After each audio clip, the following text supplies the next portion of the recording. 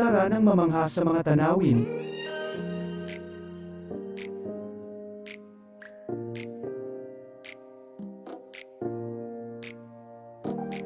Ano man ang iyong travel goals,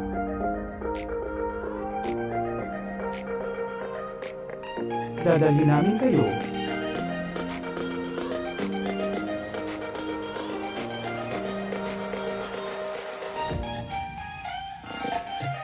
Sa unwind ventures at saya.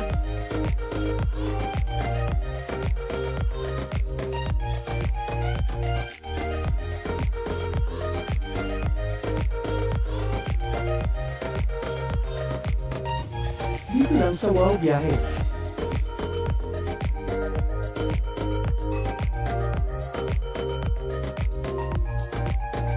Kaya wow, di ba? Abangan dito lang sa Millennial Online TV. Barangay, pangunahing unit ng pamahalaan lokal kung saan dito pinag-uusapan ang bawat sigalot ng mga residente ng bawat barangay. Dito rin pinag-uusapan ng mga piling hangal na opisyal na barangay ang mga proyekto para sa kanilang barangay. Kumustahin natin ang panunungkulan ni Kapitan dito sa Dalo Barangay sa Millennial Online TV worldwide, ang katropa ng bawat barangay. Ating tinatapos ang ating pagpupulong. Maraming salamat po sa inyong pagdalo at tapos na po ang ating session. Enjoy na po tayo.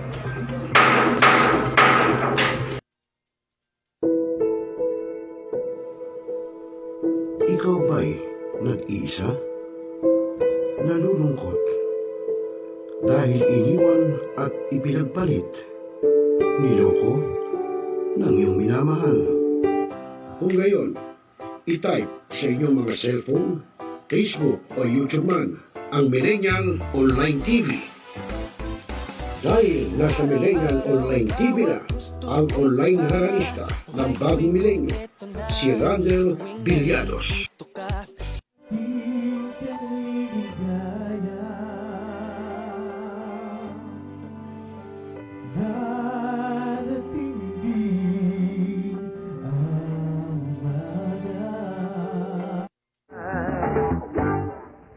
Naninigas ang aking katawan kapag umikot ng plaka.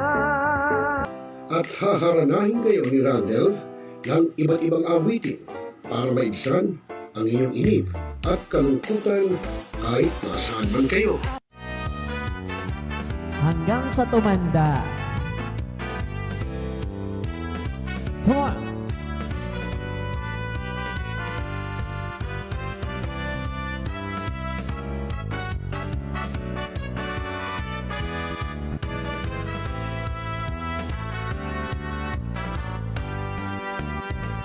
Kung tayo'y matanda na, sana'y di tayo magbago. At pwede rin kayong makiduet kay Randel tuwing Sabado ng hapon. Tutok na! Tawag na mga milenyo! Araw-araw ikaw ang gusto kong kasama. Buhay ko'y kumpleto na tuwing nandito ka sa tabi ko o aking giliw. Inaigting, pinalakas ang bagong news online TV ng bagong milenyo. Millennial Online TV, ang katropa mo sa pagbabalita.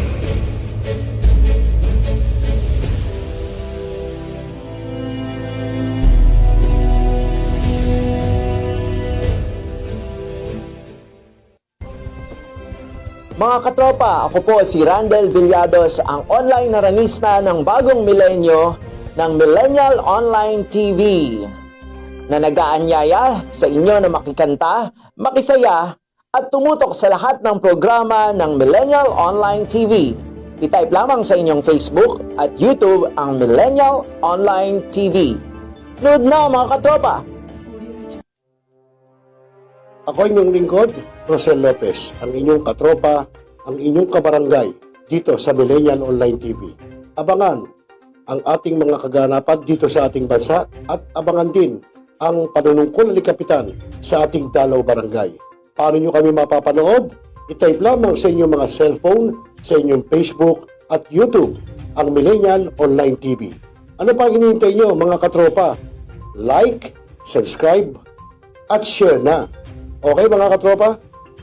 Mga katropa, ako po si Gazi Sarip, ang inyong tagapaghatid ng balita sa bagong milenyo na nag-aanyaya sa inyo na tunghayan ng aking mga pag-uulat at tumutok sa lahat ng programa dito sa Millennial Online TV. I-type lamang sa inyong Facebook at YouTube ang Millennial Online TV. Nood na mga katropa! Ilaigting, pinalakas ang bagong news online TV ng bagong milenyo. Millennial Online TV, ang katropa mo sa pagbabalita.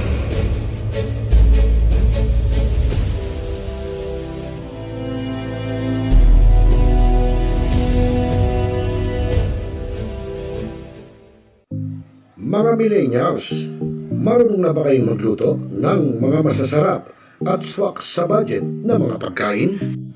Abay, huwag puro lang kayo aksi at ML at puro pagkakalikot lang ng cellphone. Dapat marunong ka rin sa gawain bahay at tulungan ang inyong mga mamsi. Kaya tara na, samahan natin ang kusinera ng bagong milenyo, si Ate J. At tuturuan tayong magluto ng mga masasarap na ulam natin sa ating mga hapagkainan at swak pa sa budget. Ika nga, a delicious food on a proper price. Tara na, mga millennials!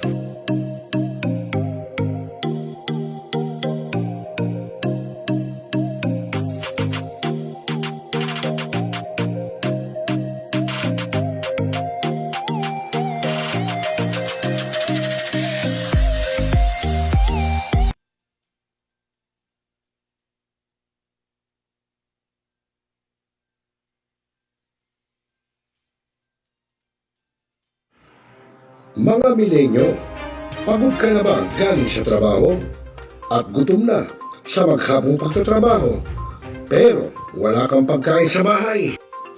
Narito na ang sagot mga katropa, ang Super Manok Lechon.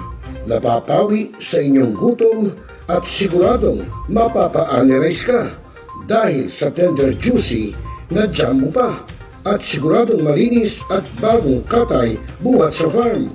Kaya super masalasa at pangmasa pa. Ano pa hinihintay nyo mga katropa? Takbo na sa Super Manok Panteño Siniluan at bumili na. Baka maabusan ka, katropa.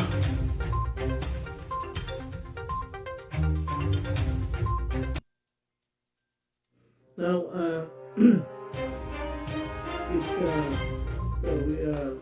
Talakayin, rebisahin, opinyon, pangangwakin, aksyonan. Kasama si Rosel Lopez, ang inyong katropa, dito lang sa Millennial Online TV, ang katropa mo sa pagbabalita.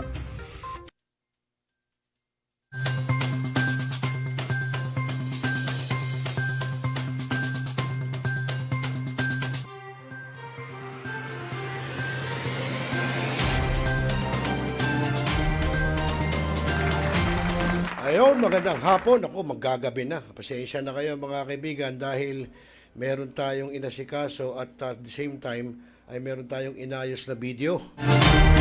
Kaya medyo nagtagal tayo at yun, naghihintay nga si Joshua, naiinis na hindi ko naman kasalanan. Kasalanan nung downloader, no? Kasalanan nung nag-export. Ang tagal.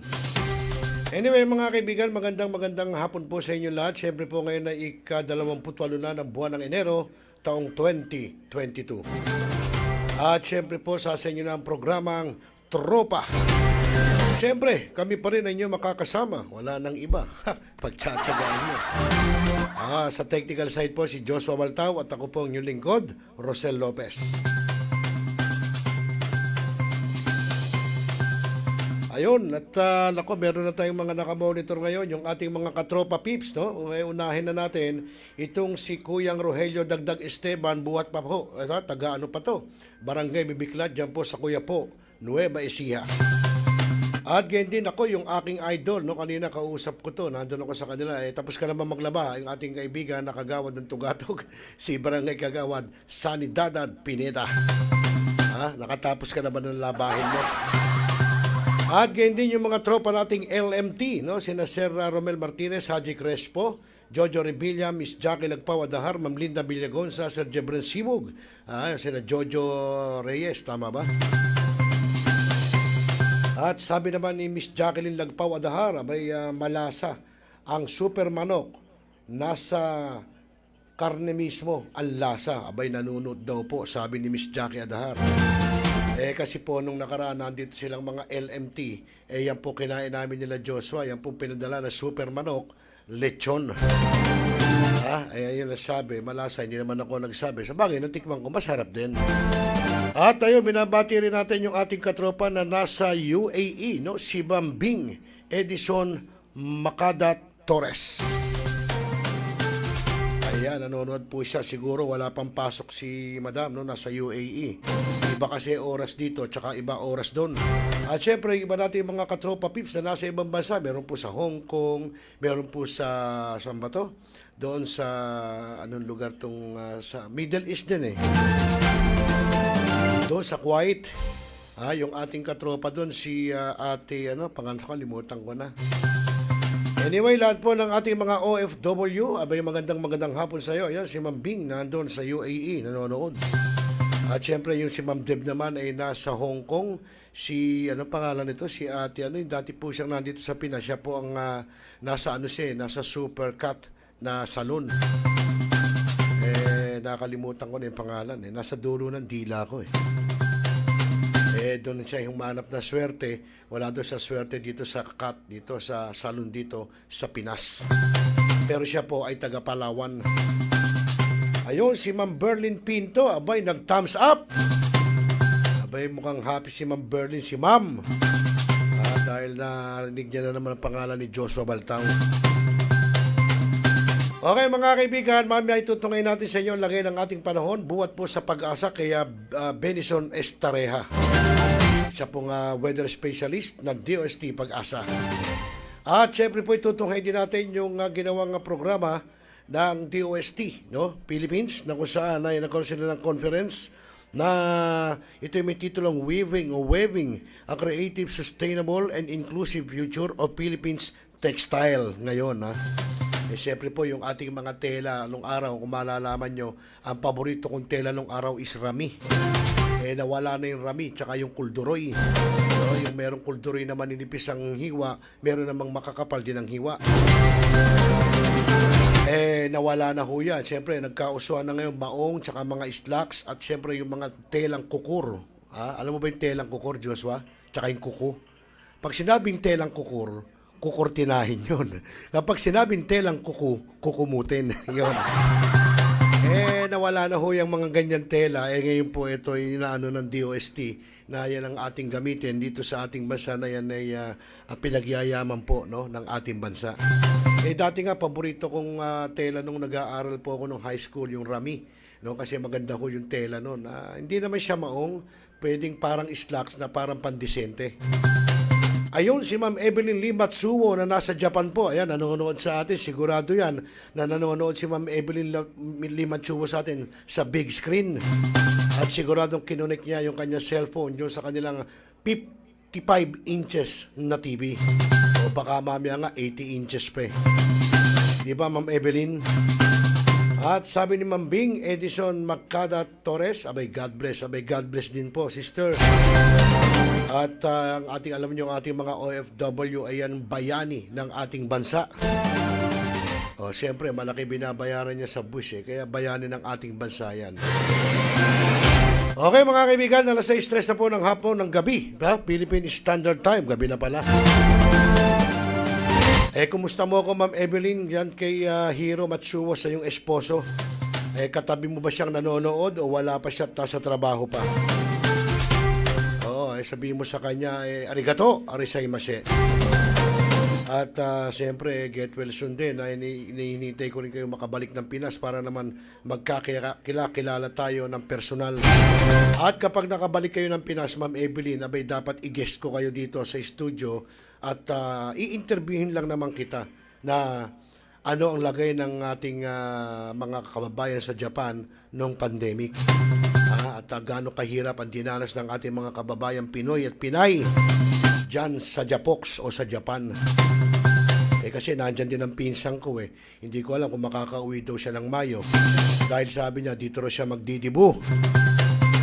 Ibig sabihin nun, dito siya magsi-senior citizen. Yun po si Ate Chona Sato, no? Si Ate Nel Quijano. Philippine name, Nel Quijano. At ang kanyang Japanese name, Chona Sato. Okay, so mga kaibigan, huwag na natin patagalin. Alamin natin sa DOST Pag-asa. Lagay po ng panahon sa pamamagitan po ng weather specialist po ng Pag-asa na si Benison Estareja. Pakinggan po natin.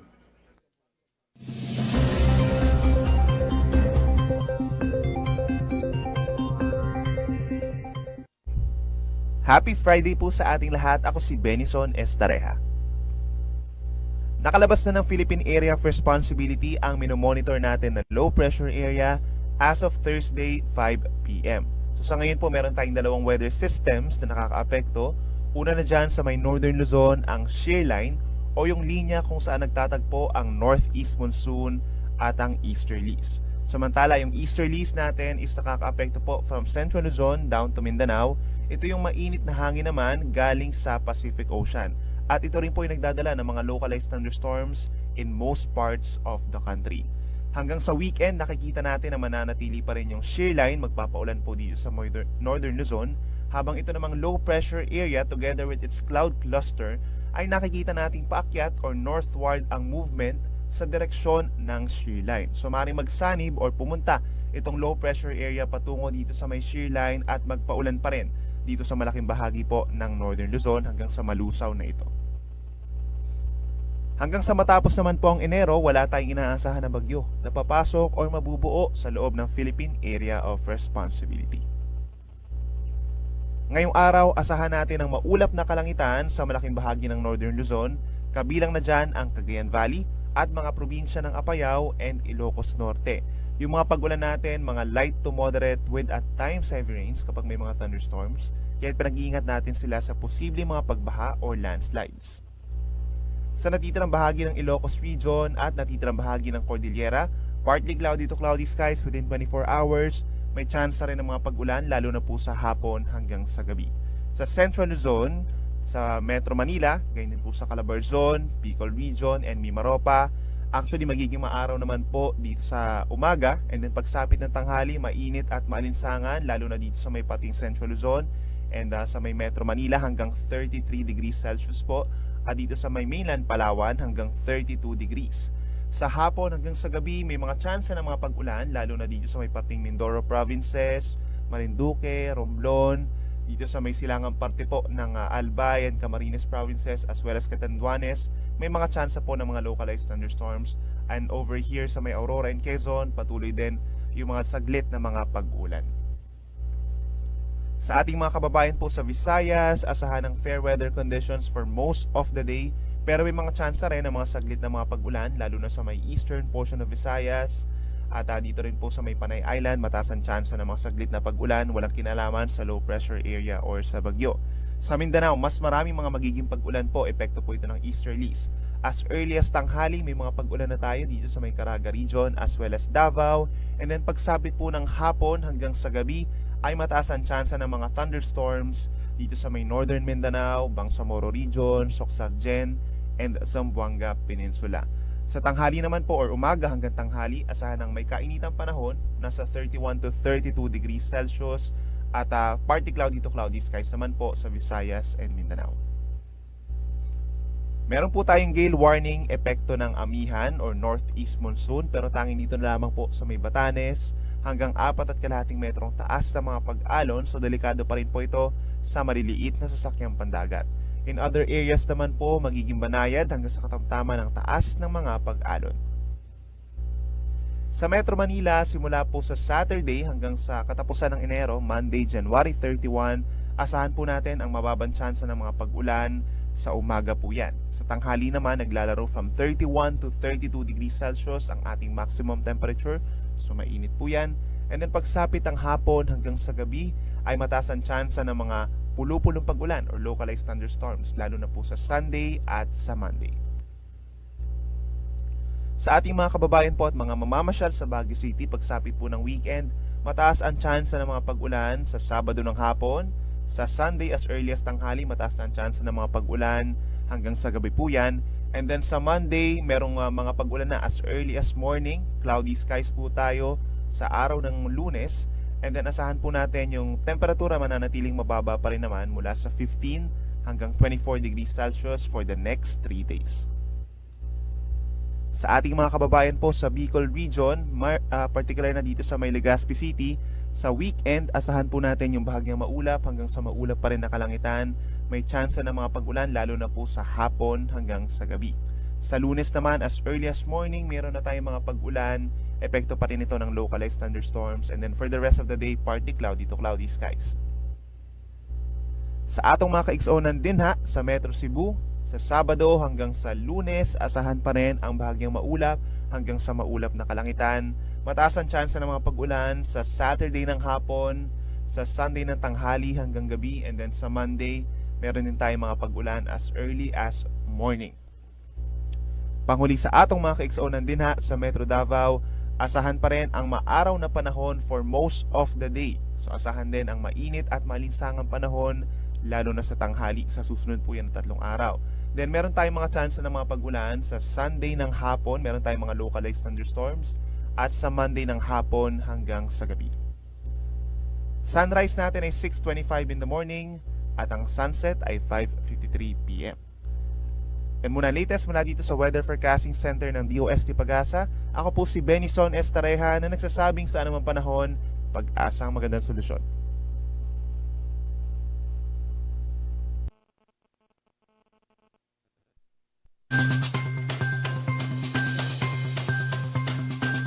Ayon, maraming salamat sa iyo, Benison S. Tareja, ang siyang weather specialist po ng DOST Pag-asa. Okay mga kaibigan, nagatid sa atin niya sa oras na alas 6:11 po ng gabi, Philippine Standard Time. Abay, nanonood din pala sa atin yung ating kaagila, si Kaagila Magas Gakusana ng Iligan City. At abangan niyo po ang kanyang pagbabalik o ang kanyang pagpunta dito sa Metro Manila sa Pebrero. No? At siya pupunta rito sa studio at siyempre mag-uusap po kami hinggil sa kanyang gagawing programa dito sa Millennial Online TV. At gayon din kay Kuyang Ricky Del Rosario na ating kaagila rin at siya po'y miyembro ng Malabon City PNP. Ano ba, hindi ka ba naka-duty ngayon, Kuyang Ricky? Kumusta mo nga ako kay Kuyang Gerald, ha? Hindi na kami masyado nagkakausap nung napunta siya sa warrant section. Madalas kami magkausap na siya nasa Office of the Chief of Police. Kaso mula nung naging ang happy nyo dyan ay si Colonel Barot, wala, nalipat na siya ng warrant section. Well, anyway, magandang hapon at magandang gabi po sa lahat ng ating mga kaagila. No, yung ating mga kaagila, maging anong club kayo, may magandang gabi sa inyo.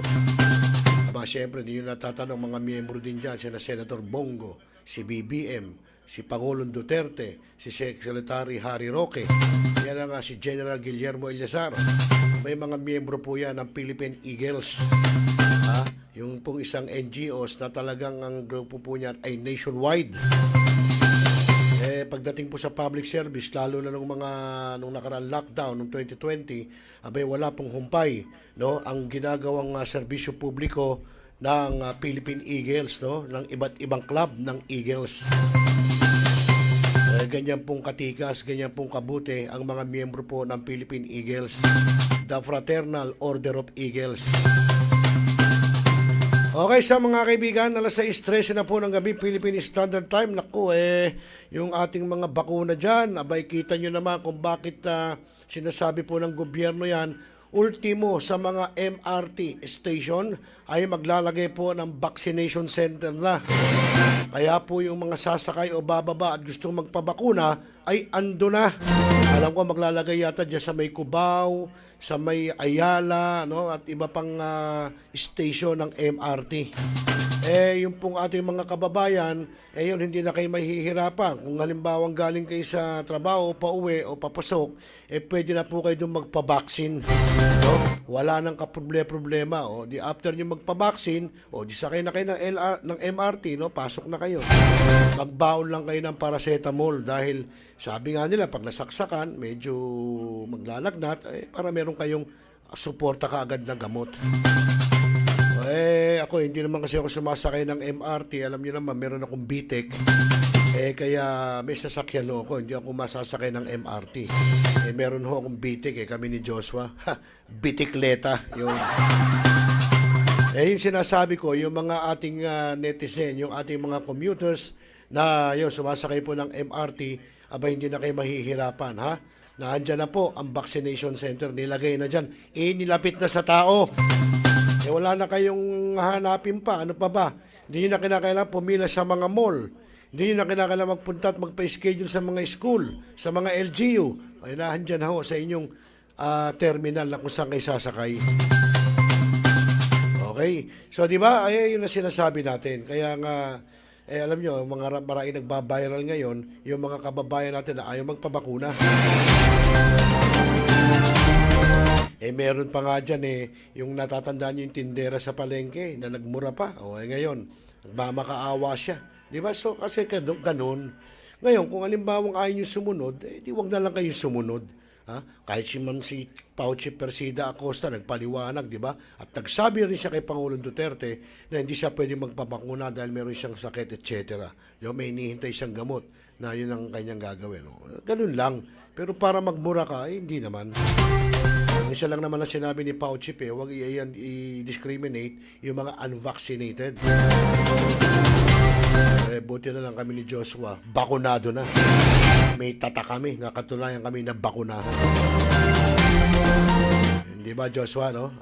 Pinabakunahan ko pa si Joshua sa isang private school. Kita mo, Joshua, no? Nga lang, di kami sa kwarto na aircon. Pero aircon doon, Joshua, yung pinakunahan mo, aircon doon. Nga lang, siyempre, open air, open ang pinto, siyempre, medyo hindi mo mararamdaman ang aircon. Ako, naramdaman ko yung aircon dahil ako binakunahan doon sa SM Sangandaan sa Caloocan. Siyempre, doon, ang aircon doon ay, yung lahatan, tawag doon, lahat aircon doon sa mall, kaya malakas ang aircon.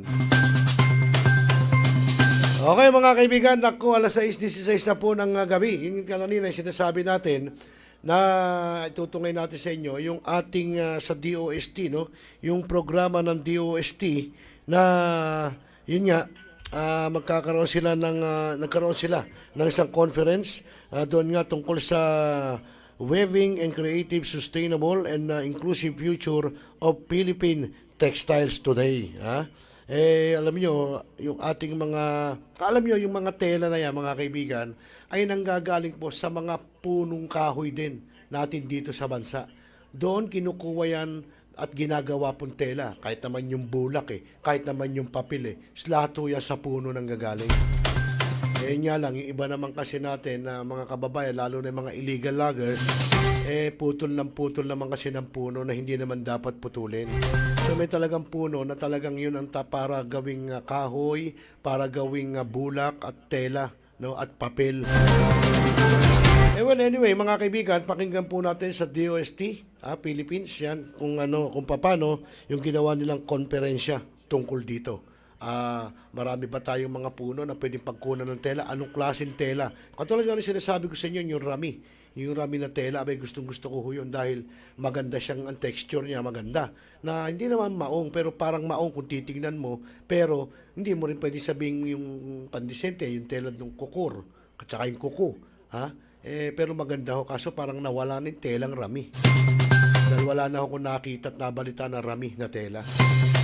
Mga kaibigan, alawin naman natin sa DOST Philippines kung anong mga puno, kung ano to mga tela, no, dito natin sa bansa na talagang kung nakikita niyo suot kong coat, ito po'y tela to. Hindi ko lang malaman kung ito yung wool o alam ko wool marami ho tayong tela, no, maraming klase, may satin, may cotton, may maong, so lahat yan ang gagaling po sa punong kahoy, no? Yun ang pagkakaalam ko dahil nung nag-aaral po ako noon, according to the Book of Almanac. Ha? Kita nyo, ha? Book of Almanac, malalim yun. Pwera pa yung encyclopedia. Siyempre, hindi man ako nagbabasa ng encyclopedia noon. Pasada lang, pero hindi ganun ka, ano. Pero Book of Almanac, nababasa ko yan. Yun ito. Kaya doon ko nakita, nalaman ko, yung ating mga sinusot na damit, tela, binibili natin, pinatatahin natin, galing po sa mga punong kahoy. Kita nyo, another, another information, na kita nyo. Yung mga millennials natin ngayon, baka hindi nyo alam na nanggagaling sa mga punong kahoy, yung telang natin, yung mga sinusot yung damit, yung binibili nyo sa mga mall, pinapatahin nyo man, sa mga modista, sastre, galing po yan sa punong kahoy. Okay, sa mga kaibigan, sa oras na alas 6:19 po ng gabi Philippine Standard Time, abay alamin natin sa DOST Philippines itong tungkol sa ginawa nilang conference tungkol dito sa Philippine Textile Today. Tunghayan natin.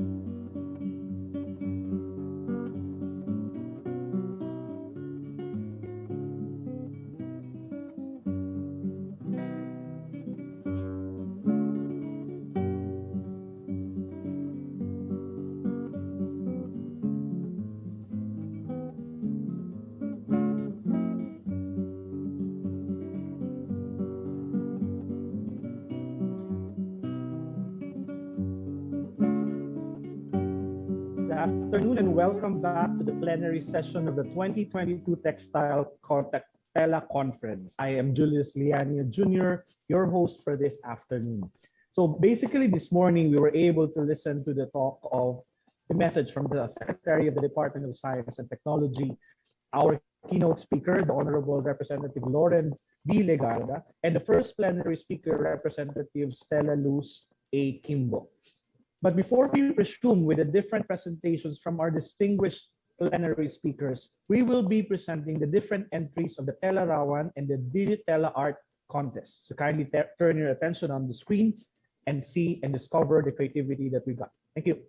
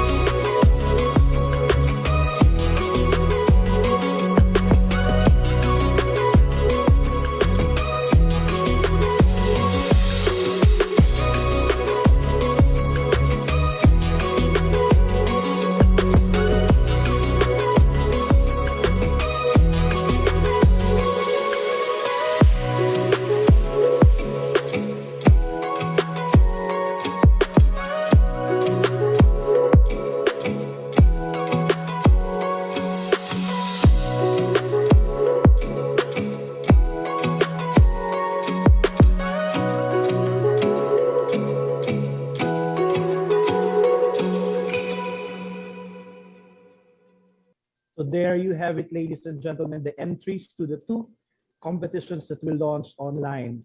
One of that is the digital art, and you just could see the outpouring of creativity amongst our learners, from our high school students to the college students and to our digital artists. And the other one, the Telarawan, which we just launched for this year's Tela, is a celebration of how our government officials and employees are actually embracing the Philippine tropical fabric. And you could just see a good cross-section from across different government agencies, different locations, from the north all the way to the south, and its tremendous display of their patronage, love, and recognition of our Philippine textiles. And it can range from just a small face mask all the way to your office uniforms. And this is exactly what the Tela conference is all about, and the Tela program is all about, to raise the level of awareness, especially and specifically in the use of the Philippine tropical fabrics for government uniforms. So again, good afternoon for those who just tuned in. I am Julius Liani Jr. and I will be your host for this afternoon. So on to our plenary session. Our second speaker and our first this afternoon personifies the inspiring transition from a killer earthquake victim to a resilient, innovative lifesaver that gave her an award as the first ASEAN woman leader in ASEAN Business Investment Summit in Myanmar in 2014. Her altruistic efforts to empower women on food security and sustainable livelihood through tropical food manufacturing were recognized by the ASEAN Women Entrepreneur Network, awarding her the Outstanding ASEAN Woman Entrepreneur Network of 2015 in Hanoi, Vietnam. Her valuable contribution to society in MSME inclusive growth as part of the APEC global value chain, and her outstanding work performance in occupational safety and health made her on the list of the awardees among the 100 most influential Filipino women in the world 2016 by the Filipino Women Network at a San Francisco, USA-based women-led organization. With her life's work, she has chosen to represent the Philippines in the APEC Best Top Manager Awards during the APEC Summit in La Serena, Chile in 2019. Her passion to educate and empower people to save lives ignited her resolve and founded the Community Health Education Emergency Rescue Services Foundation, and years after, the Cheers Academy, a social enterprise put up to meet the challenge of better equipping communities in the occurrence of disasters, calamities, and this global pandemic. She is also the focal point person to APEC Policy Partnership on Women and the Economy, representative to the United Nations Women, head of delegation in the ASEAN Ministerial Meeting on Women, among many other positions. Ladies and gentlemen, it is my distinct honor to present to you, to give and talk about protect, produce, empower, no other than the chairperson of the Philippine Commission on Women, the Honorable Sandra S. Montano. Hi, good afternoon. Thank you, Dr. Jules, the teleconference chairperson, for the generous introduction. Good afternoon to each and everyone, and welcome to our 2022 teleconference. Okay, our keynote speaker, Deputy Speaker Representative of the Lone District of Antique, Honorable Lauren Ligarda, Deputy Minority Leader and Representative for the 2nd District of Marikina, the Honorable Stella Luz Kimbo, where we worked together hand in hand last year in Marikina for the MAS, and of course the forerunner in mainstreaming Philippine textile. We will agree that she is our mentor, at the same time the epitome of the Philippine textile, no other than Ms. Marga Montemayor Nograles, the better half of Cabinet Secretary Carlo Nograles. He's also a staunch supporter of the food innovation. Mr. Edric Ong, the president of the ASEAN Handicraft Promotion and Development Association. Good afternoon, sir. And of course, we also have the UST Undersecretary for Research and Development, Dr. Rowena Cristina Guevara, PTRI Director, Director Celia Lumba, Dr. Julius, which is the 2022 teleconference, and we also have the Assistant Commissioner of the Civil Commission, Attorney Ariel Ronquillo, the men and women of the Philippine Textile Research Institute, fellow workers in the government. Magandang hapon po sa inyong lahat. So, My presentation will be divided into two, which is I would like to highlight the endangering sustainability and inclusivity of the homestyle and wearables done by the great women. And then also I will be sharing the program, the platform that we did during the COVID-19 response, wherein we were able to do it the PPE, or the Protect, Produce, and Empower. Okay, so my presentation will highlight one of the emerging practices of the Great Women Project in the homestyle and wearables. Okay, so this is what we call the Great Women Project piloted the product assessment activity in Naga. One of the WMSME who attended the activity is, of course, the BDBD owner enterprises. Okay, so the overview of my presentation is the supporting women economic empowerment, or the WE project. And then we have also the emerging model of homestyle and wearables. Okay, and then the market-driven design and development with the designers, entrepreneurs. Okay, next. So the WE project, the Philippine Commission on Women is the lead in executing agency of the Supporting Women Economic Empowerment Project, also known as the Gender Responsive Economic Actions for the Transformation of Women, or this is what we call the Great Women Project 2, which is funded by the Government of Canada. Next. The WE project aims to contribute to job generation and inclusive growth by assisting the women micro-entrepreneurs or enterprises in two ways. Okay, first is improving the competitiveness and sustainability of their enterprises, and of course, improving and enabling environment of women's economic empowerment. In 2017, the project prioritized the following industry clusters. Okay, we have the first one, which is homestyle and wearables. We have the processed fruits and nuts, and the selected high-value crops, which is coffee and cacao.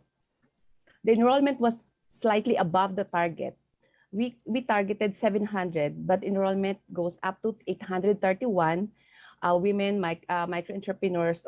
So processed fruit and nuts and selected high-value crops had the biggest share in the enrollment, with 389 women, followed by the homestyle and wearables with 280 women.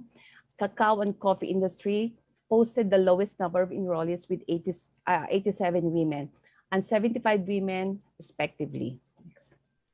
So we were able to have a convergence, which is a strategy we've done in the implementation, wherein partners are expected to pull in programs and services for the women micro-entrepreneurs, which is DTI, Department of Agriculture, ECOSI Foundation, the Bayan Academy, and the NATCO, and of course, Department of Science and Technology under the Office of PTRI of Dr. Celia Lumba, Director Celia Lumba.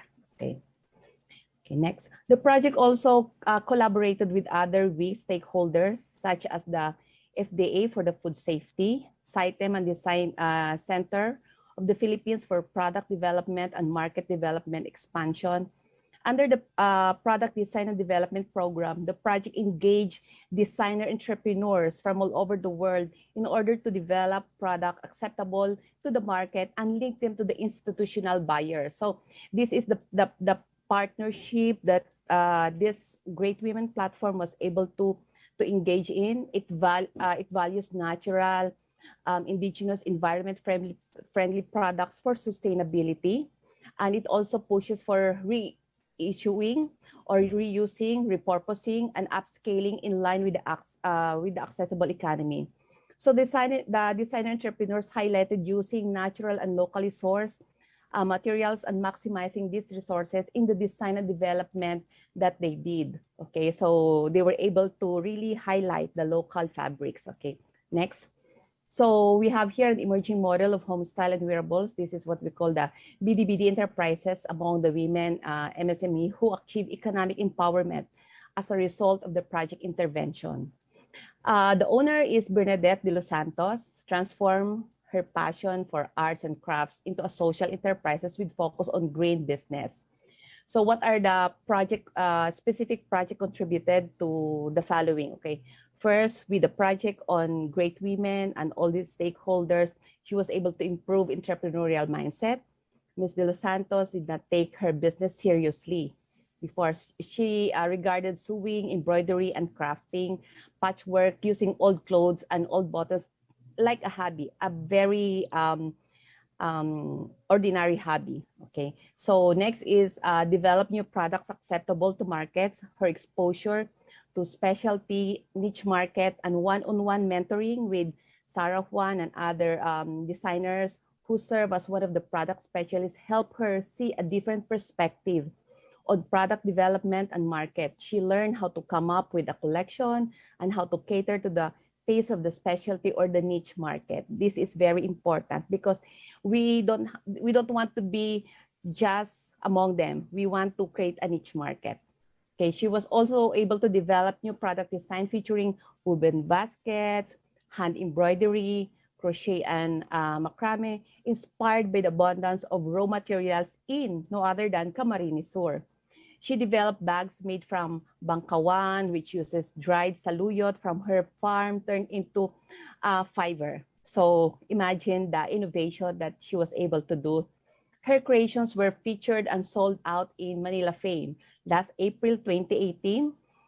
With the positive feedback on her new design, she was inspired to create collections for the coming Artifino 2018, a movement that celebrates the modern Filipino and the artist entrepreneur. And of course, she was able to increase market access and sales. BDBD was linked to fashion houses such as Beatriz and Belia, Studio Juan, and Maison Sanreal, notable designers such as Gabi Sarenas and Miss Josie Natori, Eco Store, and the Great Women brand. With these exposures that they have, she became more confident to expand her market in Palawan. So the products are now sold in Robinson's Place, in Puerto Princesa, in Bid Cafe, in Leo Beach Resort, in El Nido, Palawan. She estimated an increase of 500% in her sales, especially at the Manila Fame exposure. So if you ask me, okay, all this was a very promising recognition and being a successful MSME, De Los Santos was able to gain recognition as in her green practice. She was one of the APEC Best Awardee in 2017. She won the Best Green Economy. She was nominated by ASEAN Women Entrepreneur Network. Okay, next slide, please. So one of the highlights of this is she was able to increase employment and improve the working conditions.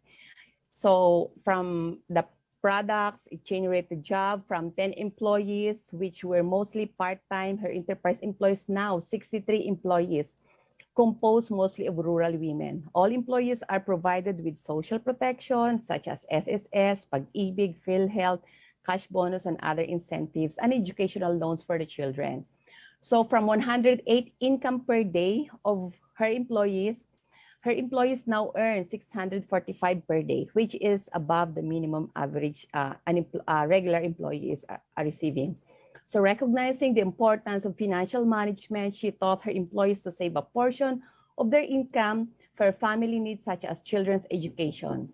So in 2017, she opened up BDBD Cafe, which served produce from La Huerta Farm. The cafe employs local students who work part-time to support their studies. Okay, and then the design of the market-driven development with designer entrepreneurs was modeled after the lessons learned from the pilot activity, which was assisted by these different well-known designers.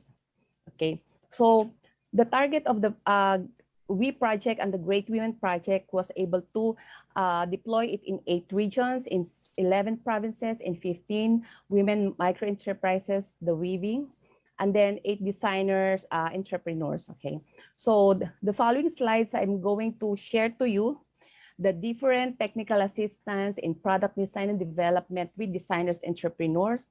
So we have the leveling of session with weaving groups and designers, entrepreneurs.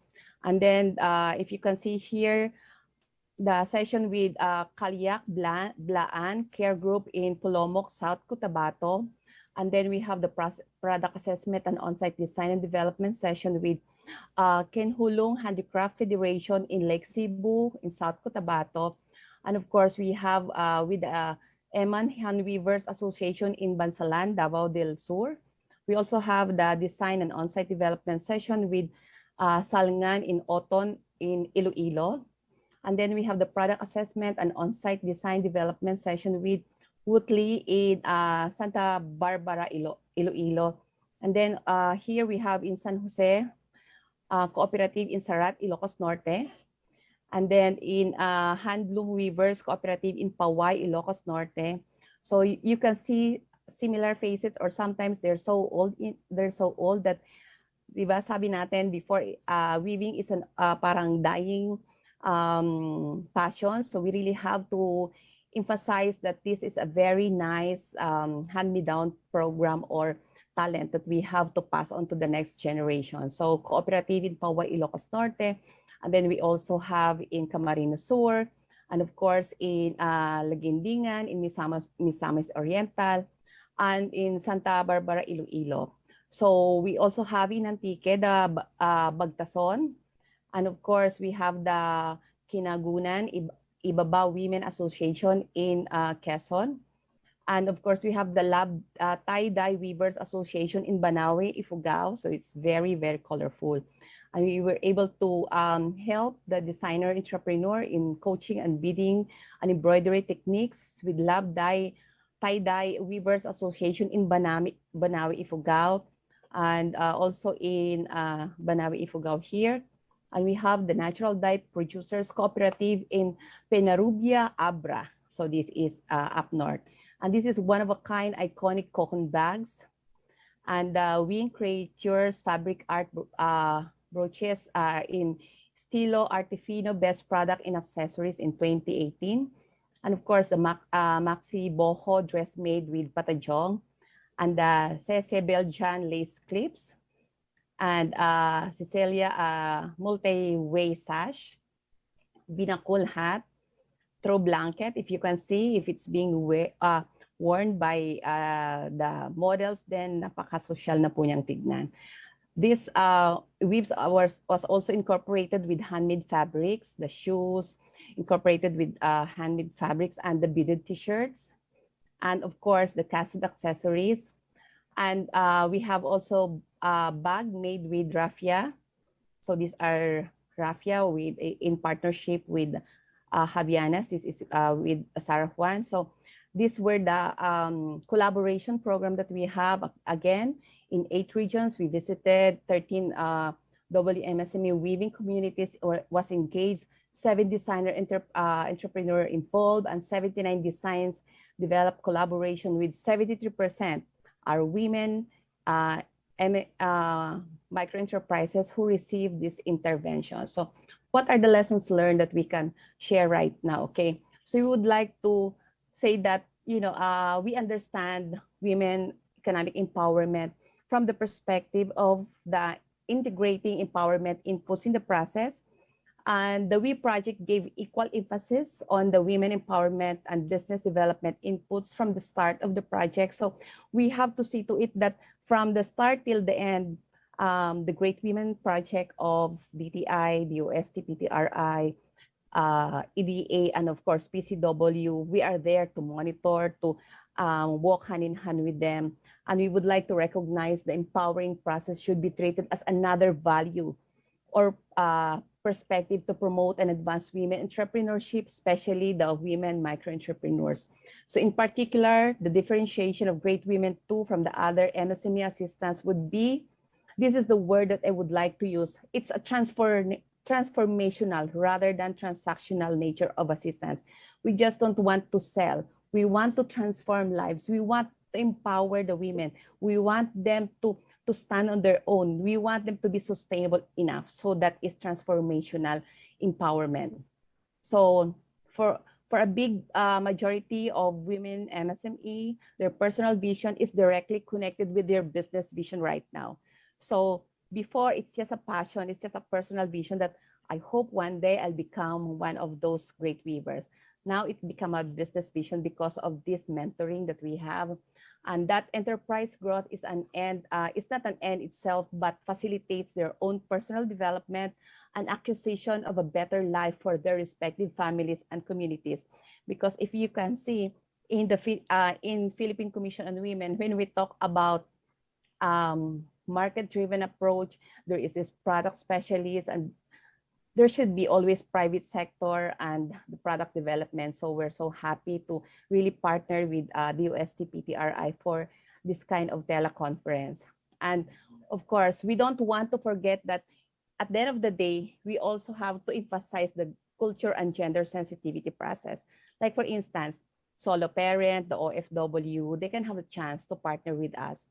And if they have the talent, so there's the community leveling off, the supply requirement, the market trends, the target market, the designs, and then the quality control. And of course, yan na papasok yung mga designers leveled off on production capacity, because they always say that, oh, I have a lot of waves, but there's no buyer. The question is, what is your capacity when it comes to production? So what are the cultural restrictions? What are the reproductive and productive roles of women? Because, you know, sometimes when women are in the reproductive days, like they gave birth, they are breastfeeding, some of the works they're doing will be put on a sideline, because their priority is the growing number of the family, the kids, the husband, and of course taking care of their welfare. Especially with the COVID-19 pandemic, they are overburdened. This is what we call overworked, underpaid. So they stay very long. And then is there institutional buyers for communities like them? So those are the things we have to consider when we started this project. So that is the program that we have before the pandemic. And now I would like to share to you our COVID response during the time of pandemic. We call it the Protect, Produce, and Empower, or the PPE. Okay, so I was then a Commissioner for Science and Health, July 1, when we signed the memorandum of agreement between the DOST-PTRI and Community Health Education Emergency Rescue Services, or CHEERS. It's a foundation. At the same time, another hat is a social enterprise, which we were able to have the Textile Product Development Initiative in response to the COVID-19. So if we can remember, March 2019, the lockdown started, and then there was a need for everybody to wear PPE, to wear masks. But during those times, talagang napakamahal. If not napakamahal, it's so expensive. It is not even available in the market. So being a Commissioner for Science and Health, I was able to really think of how we can help and how women can become a part of the solution. So I approach DOST-PTRI, and then we have maybe Director Celia, di ba, mga few meetings that we have before we ink in the Memorandum of Understanding, or MOA, and then we visited the facilities of DOST-PTRI. So if you can see here, I'm wearing a weave from, I think, Cordillera. Ito po yung mga table runner na inilagay ko sa jacket ko para magmukha siyang maganda. And then, so the different areas wherein how we can collaborate, the digital cutting area, and then the weaving area wherein we could later on work on the NC2, or National Certificate of Handloom Weaving. Okay, so together with the commissioners of the Philippine Commission on Women, Commissioner Limbona, Commissioner Tess, Commissioner Judy, and some of the advocates, women advocates of weaving, we continue to collaborate with them. So if you can see, I'm wearing a weave from Cordillera again, and my shoes is from Marikina. Lagi pa akong pinagtatawanan ni Yusik Bless, Director Celia, because sabi, 1 year mo na yung shoes yan, Chair, 350 pesos lang yan. So binili ko po yan noong kasagsagan ng COVID-19. Ang dami po kasing nag-close. There's a lot of factories closed, so we have to help them repurpose the shoe factory in Marikina. So this is one of the highlight of the partnership that we have. We were able to use the cutting facility, the digital cutting facility of DOST-PTRI. And of course, one of the good news is PTRI has an approved textile manufacturer, which we were able to purchase all the local textile from Las Piñas to Calamba, Laguna, and it really evolves the economic sustainability, because during that time there was this hoarding of this tela, and majority of the people don't want to give the regular price. They are giving the very high price. So we were able to discuss, and the good news is these are all approved by the Department of Health, and of course we have this testing of the cloth mass specification. The fabric is three-ply, so the outer span is bound for, it should be non-woven, brushed cotton fabric, and then we have the flat fold duckbill curve. So all these we have to undergo to make sure that this can be used to protect our frontliners, especially in the communities, and all this 110 populations. So the president during that time give a very strong support to our local mananahe, and we partner with the DTI, our MSME mananahe. So this is an assembly sequence, okay, the outer, the middle, and the inner. And of course, this is one of the happiest thing that we were able to convince Secretary, DTI Secretary Mon Lopez, and of course, the Secretary Duque to use that material, that mask, for the coordinated operations on the COVID-19 epidemic, which is, we call it the COVID-19 Code Team launching. So we've launched it in Rizal. And then part of the Ayuda package that they're giving is they're giving 25 pieces of that mask, which is all local. Local ang textile, local ang mananahe, all local. Even the materials and the weavers are local, okay? And then we were able to launch it also in Davao, in Bulacan, together with Governor Daniel Fernando and the IATF team. Of course, the Secretary Vince Dizon, lahat po sila. Talagang na-highlight po yung ating and one of our staunch advocate for women empowerment is Mayor Vico Soto, wherein we turn over in Pasig City. And since we need a lot of mananahe, of sewers, the problem now is they can marunong silang magtahe, they can do the mask making, but they don't have what do we call this? Wala po silang yung mga makina. So together with my friends, okay, so we were able to donate this kind of makina. Some majority of the makina that we donated are high-speed sewing machine from different areas. So this is then since madami na po sila, we call them the KKK. We call them the Kabaihan, Kamay ng Kaligtasan, Kabuhayan. So they are empowered women staying at home to help flatten the curve while finding a living for the whole family. So the logistic is we send them the cut materials from the digital cutting area of the USTP-TR-I, and then it's packed already, good for like 500, and then after 1 week, the logistic team will go back. They will be paid per piece, and then it will be packed again to be delivered to the IATF team. So the single mother, the solo parent, the 4-piece PWD patronizing and buying the local rewear mask. Okay, so this is our mananahi team in Tarlac. Okay, so this used to be a restaurant. It's Pitas Muluto Ko restaurant. Okay, so it was transformed into digital cutting area at saka sewing area. Okay, so this is our the produce of the KKK Mananahi in Tarlac. We also have the 3rd district in Pangasinan. So, and we also have in Gapan, Nueva Ecija, Team La Union, Team Marikina.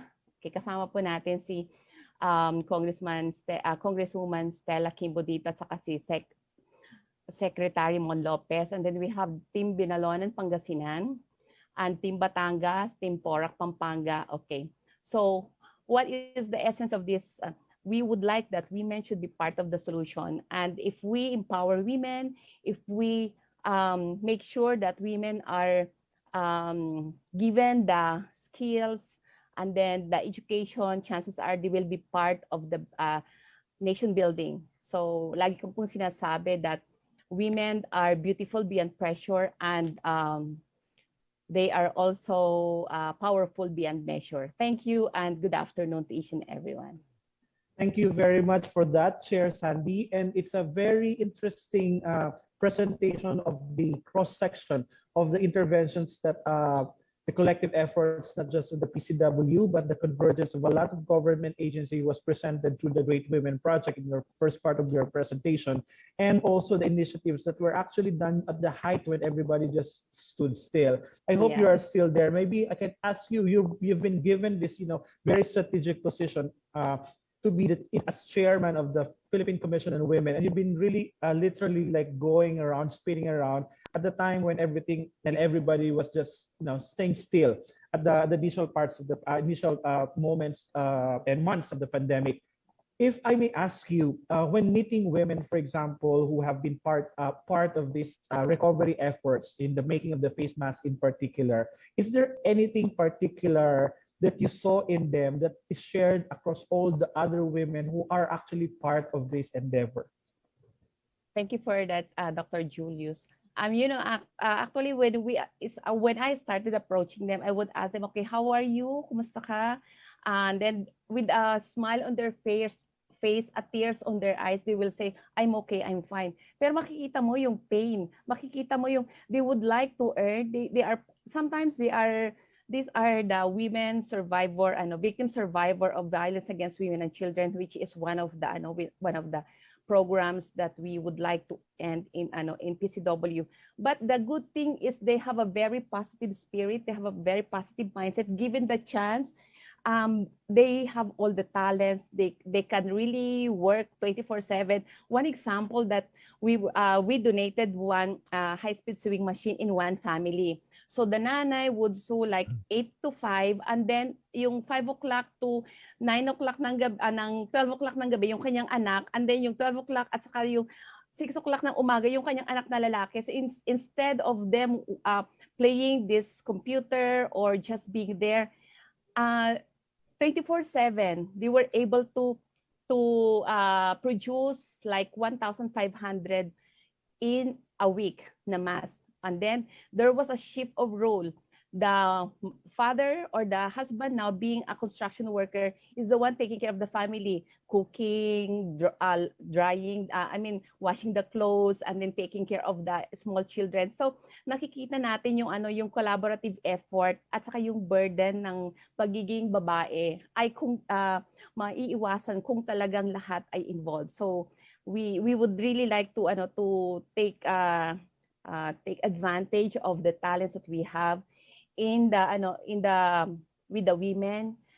Even though they're at home, they're really they're very industrious and they have all the talents. And sometimes when I go there, they would say that, ma'am, before pag kumakain kami ng tuyo, we just iniihaw lang nila.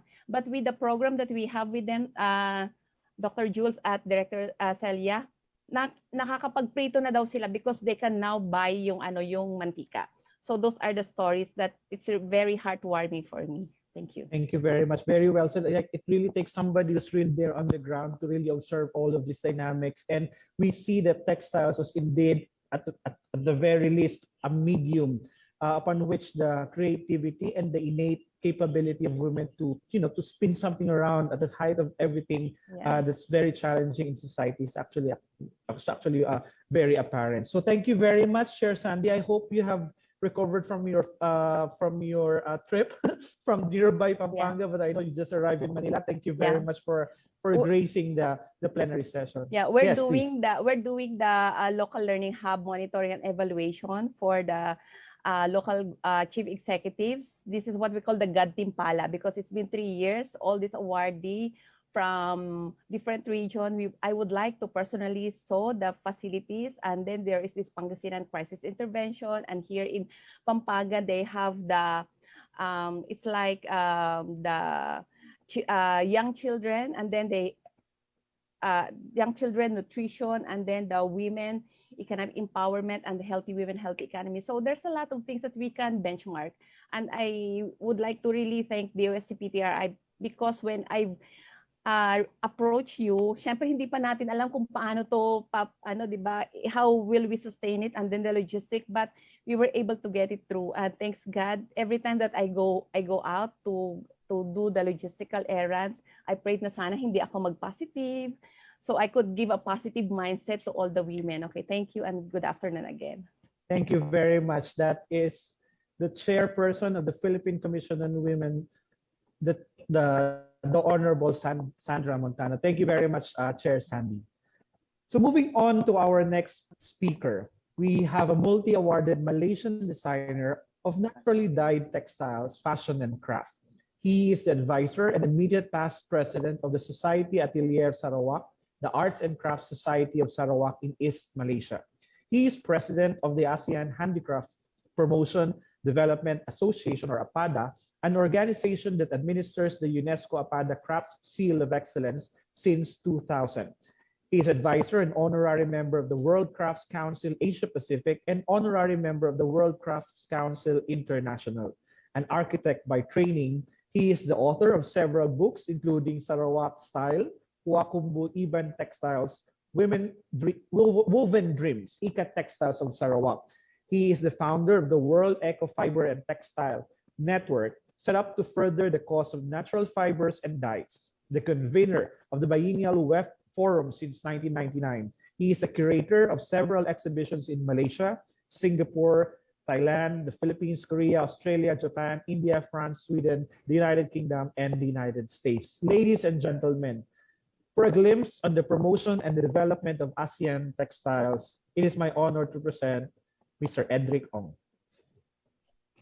Thank you very much, Dr. Julius. It's an honor to be here, invited to share about what we're doing through APADA and the current situation. And if I can go directly to share my screen.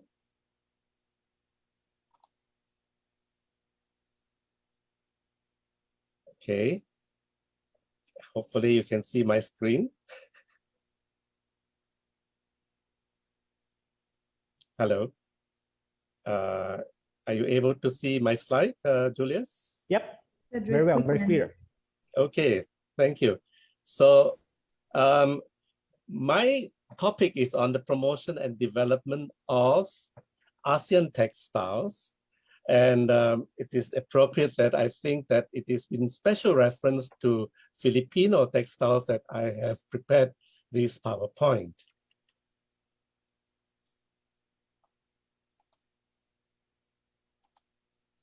APADA. What is APADA? APADA is the ASEAN Handicraft Promotion and Development Association. In this picture, you see a woven Penan nomadic tribe of Sarawak, Borneo, rattan mat.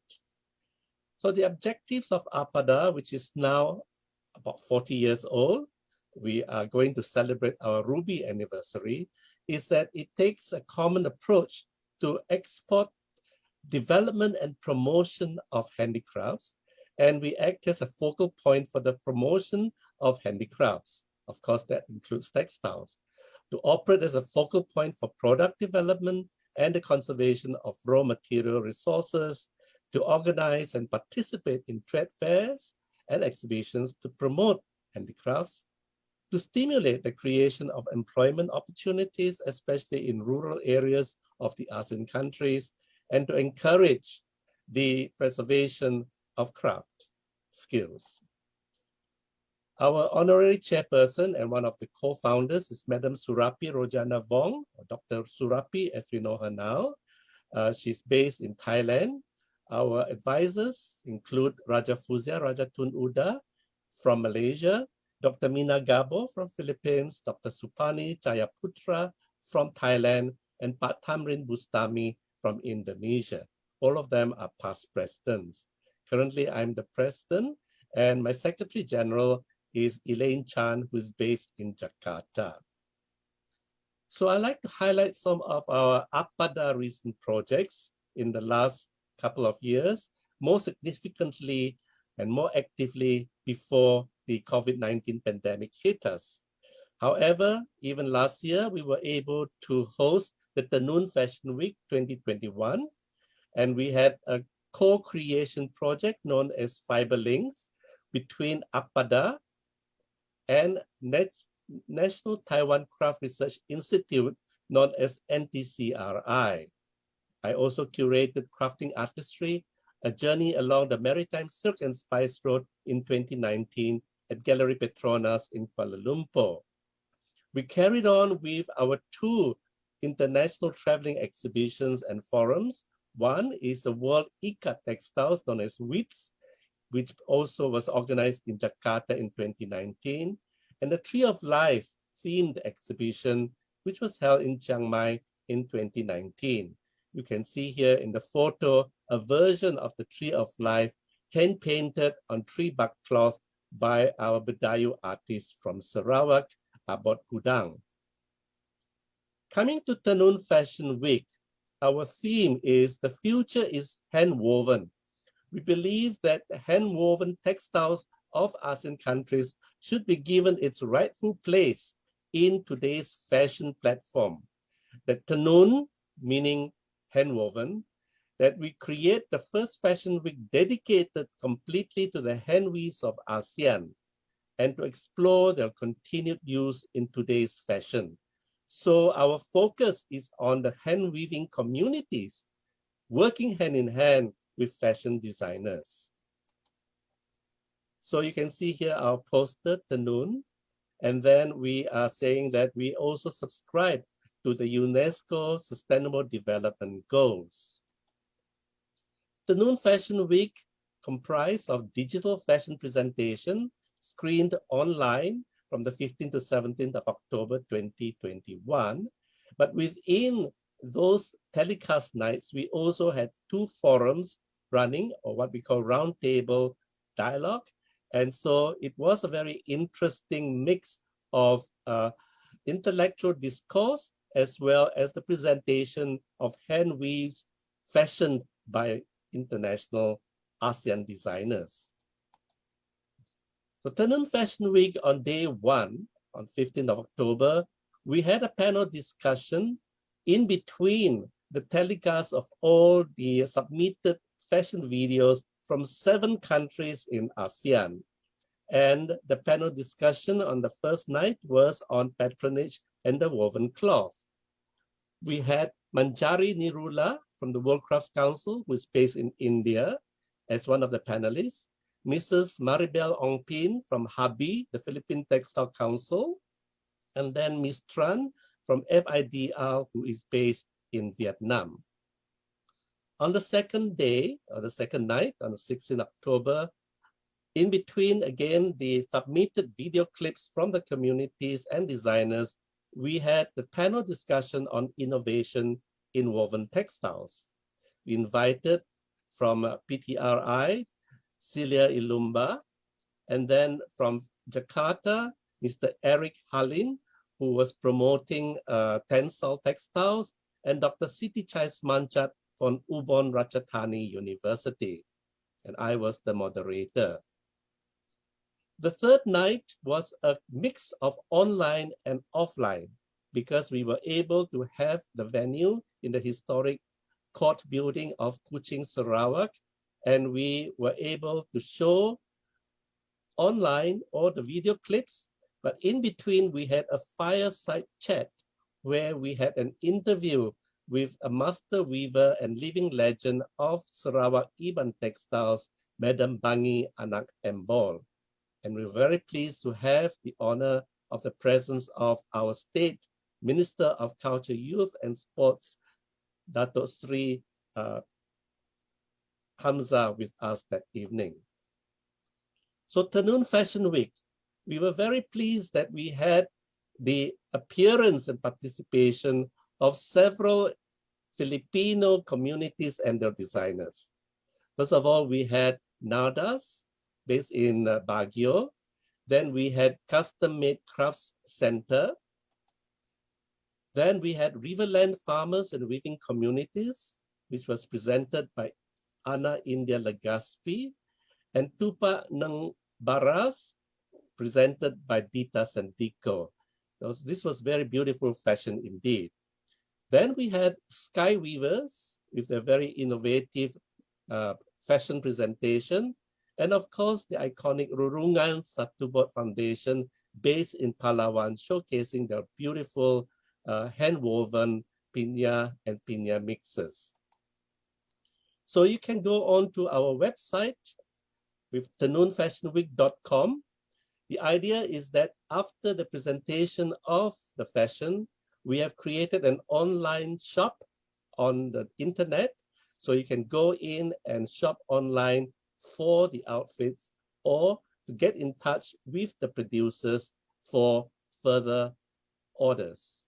It is also available on the YouTube channel under the Noon Fashion Week channel, which is listed here for your information. So promoting 45 ASEAN hand-woven textile communities with their fashion designers via Fashion Week Online. In fact, our particular presentation was so impressive that we brought it to an actual fashion show featuring 25 of the communities and the designers at an actual show at the Borneo Convention Center in Kuching in December. Next, I want to show you some of our Tree of Life exhibition, which was last held in Chiang Mai in Thailand.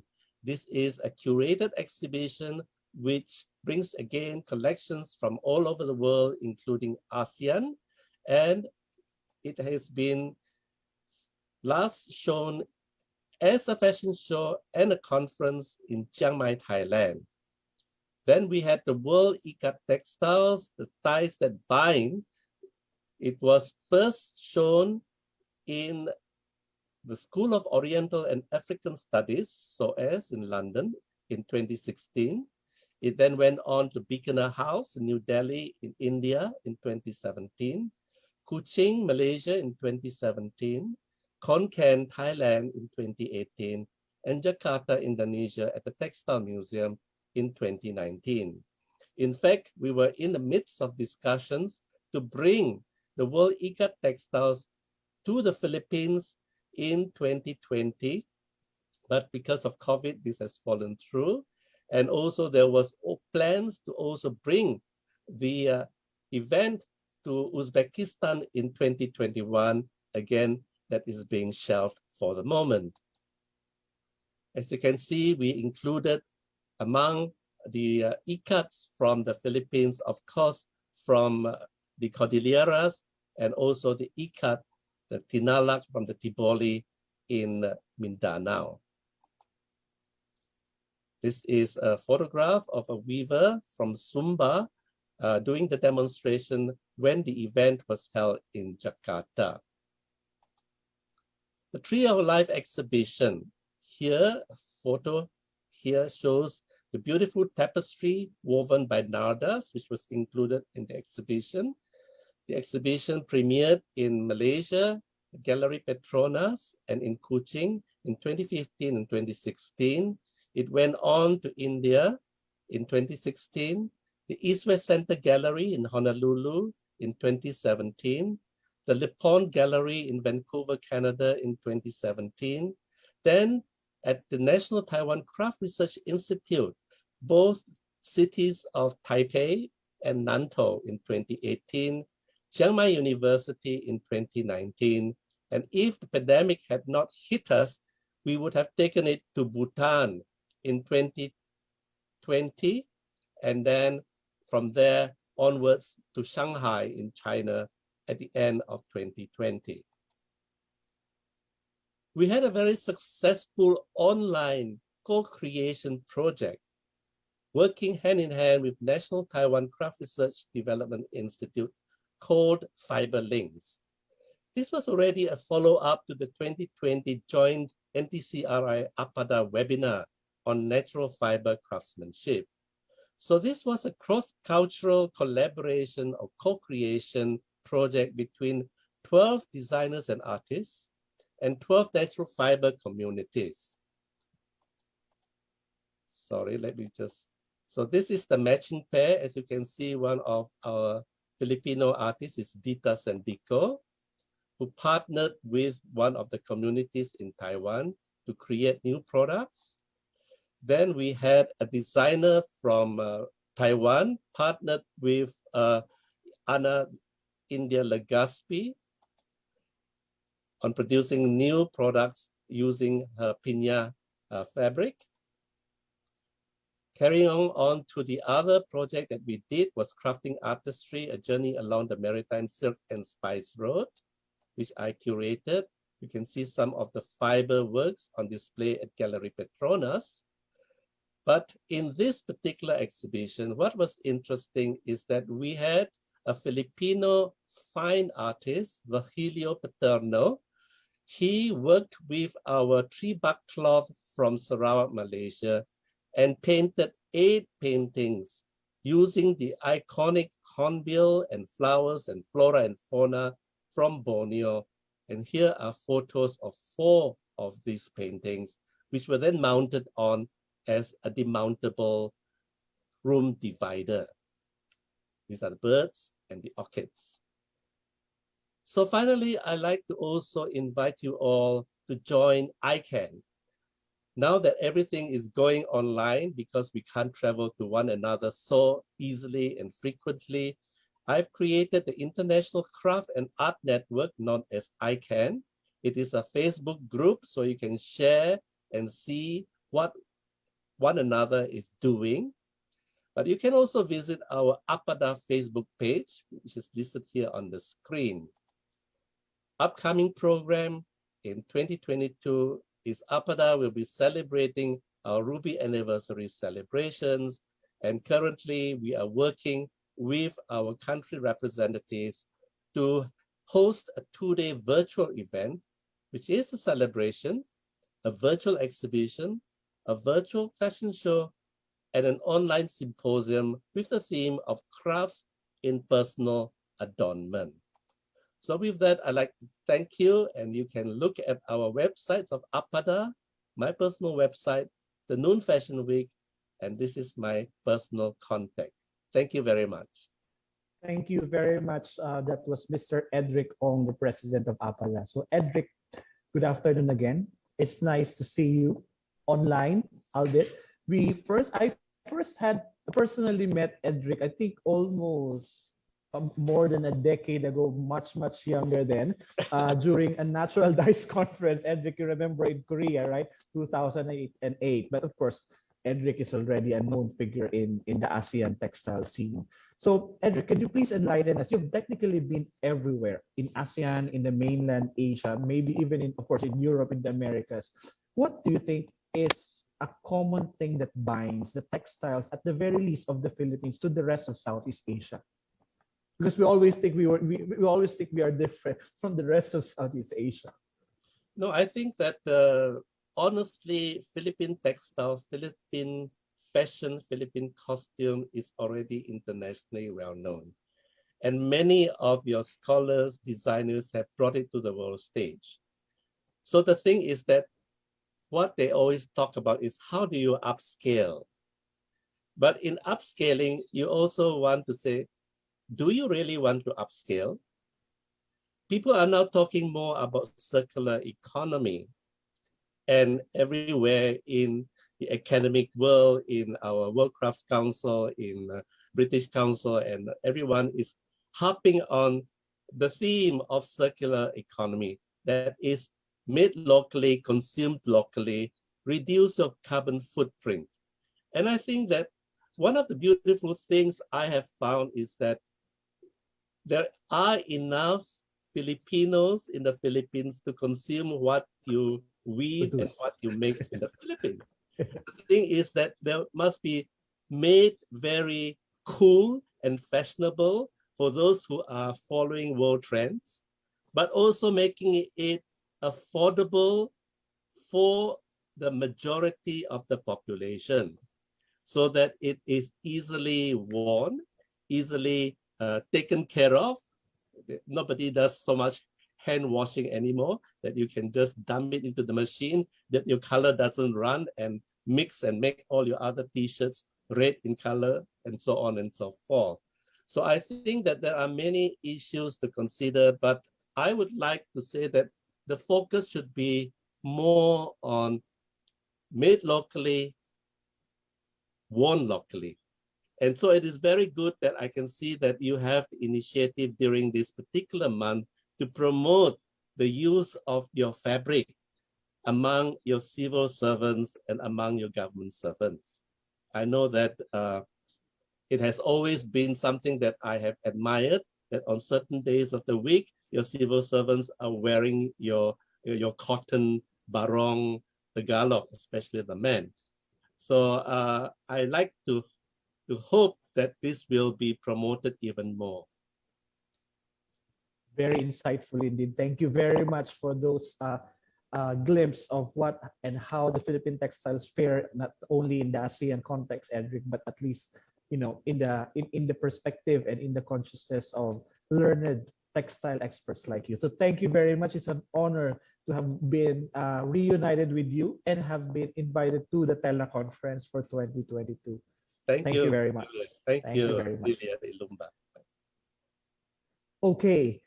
Mr. Edric Ong discussed and talked about handloom woven textiles. And in the Philippines, as the Philippines' only textile institute, we continue as well to provide a venue for stakeholders to converge, discuss the concerns of the industry, celebrate creativity and ingenuity, and promote science-based interventions.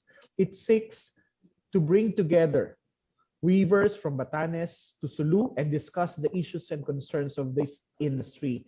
This year, the DOST-P.A, among many other platforms available in the ASEAN and in the country, will be hosting the first Philippine Handloom Weaving Conference. Ladies and gentlemen, a preview of that Philippine Handloom Weaving Conference happening this year.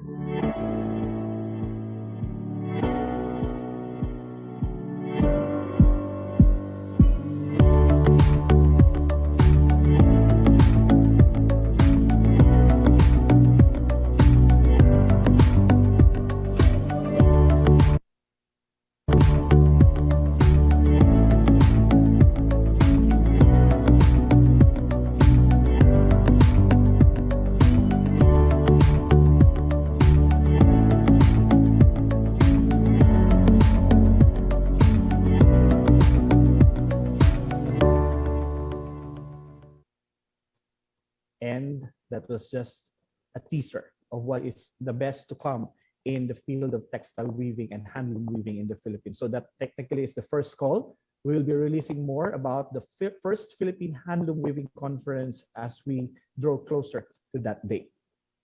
Moving on, our next speaker is the founder and the managing director of Kaayo Modern Mindanao, a social enterprise that honors the south of the Philippines, its culture, its people, through fashion and lifestyle at the same time, gives a sustainable livelihood to Mindanao indigenous tribes. Kaayo, which began as an Instagram store, currently now has 2 physical stores in Metro Manila. Since 2005, our speaker has also been a managing director of the MT Martish Corporation, the exclusive sub-distributor of Brazilian rubber flip-flops brand Havaianas in Southeast Mindanao. Prior to this, in 2000, she worked with the New York office of the Philippine Department of Tourism, where she helped conduct special projects and organized the biggest event of the year in the Philippine Consulate, the Balik Davao campaign. This highlighted the best of Davao, including food, culture, and fashion. She also worked with Trio Marketing Ventures as a women's merchandising manager for Paul Smith Philippines, as well as with Semalux as a creative director.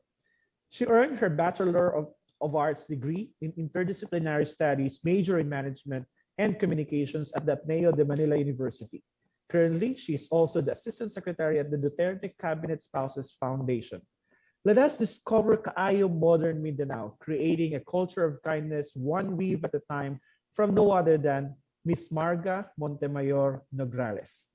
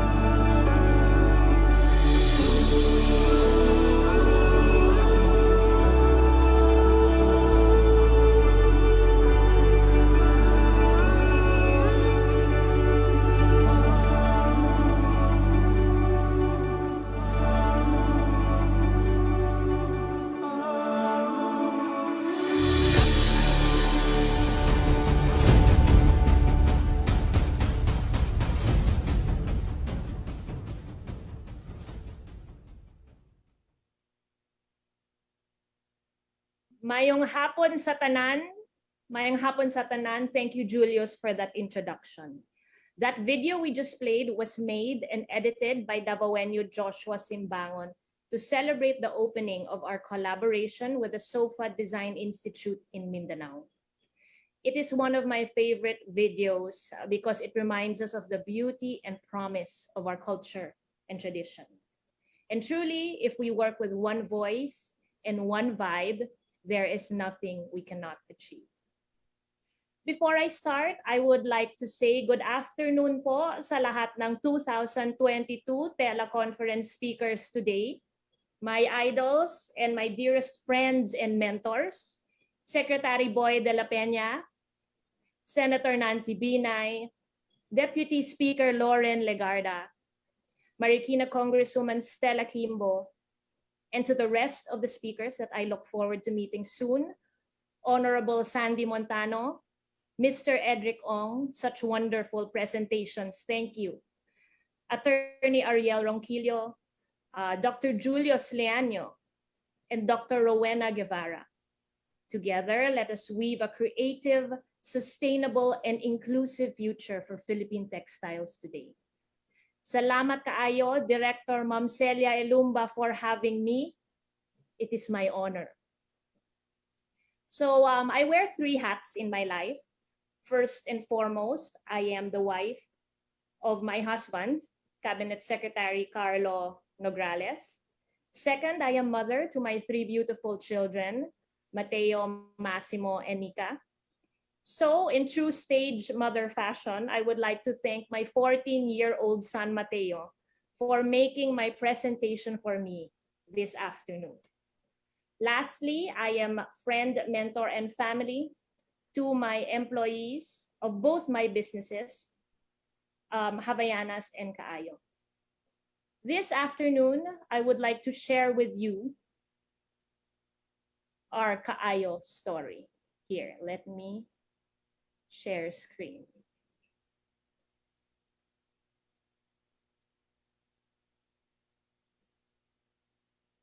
Creating a culture of kindness, one weave at a time. I will take you through number 1, why Kaayo. Number 2, our artisans. Number 3, the story of my mom.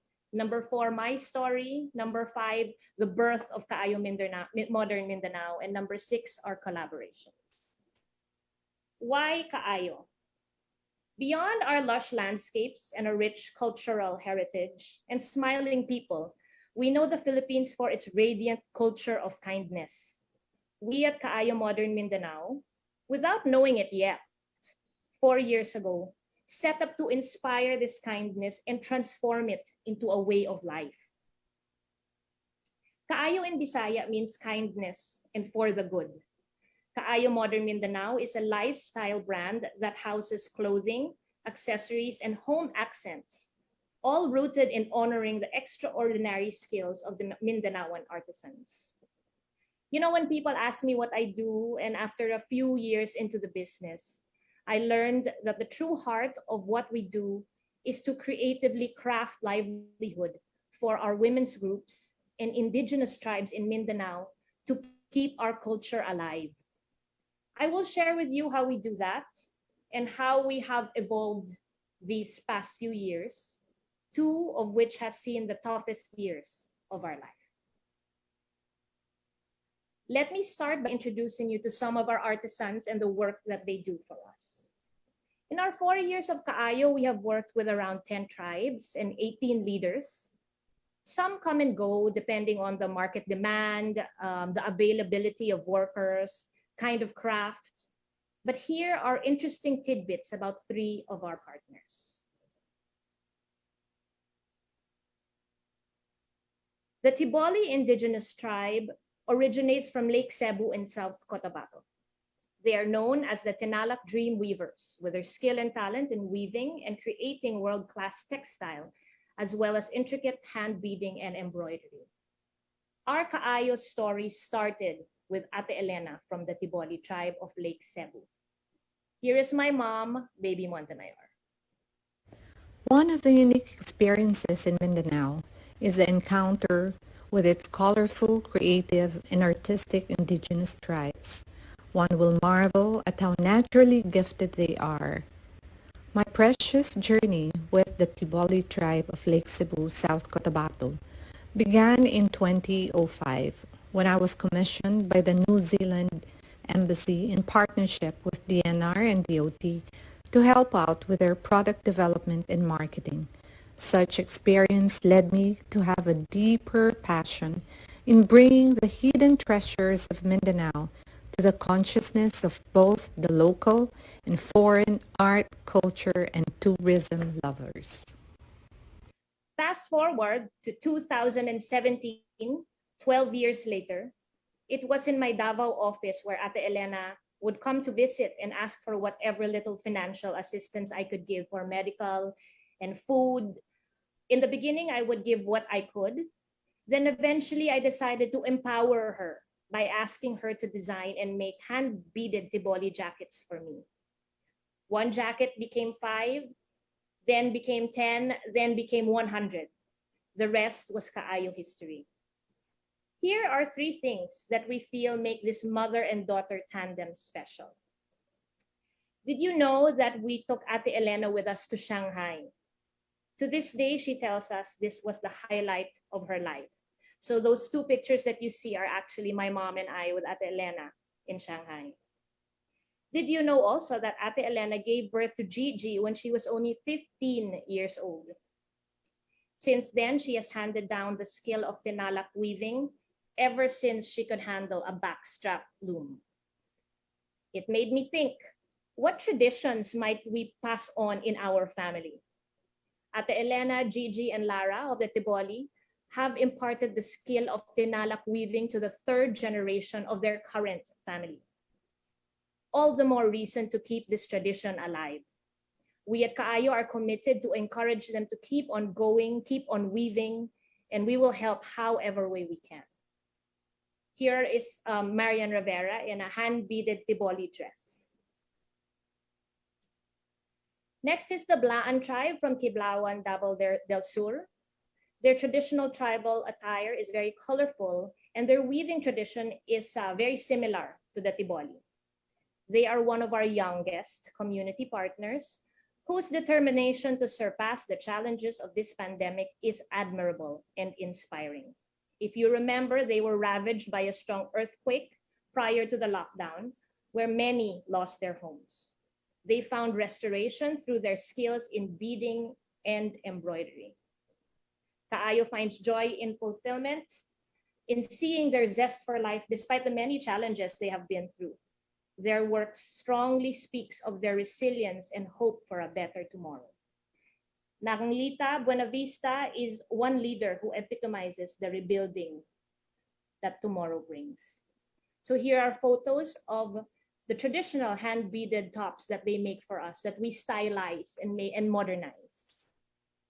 Here is Congresswoman Lucy Torres with a ball gown, and Nicole Ortega also with a ball skirt.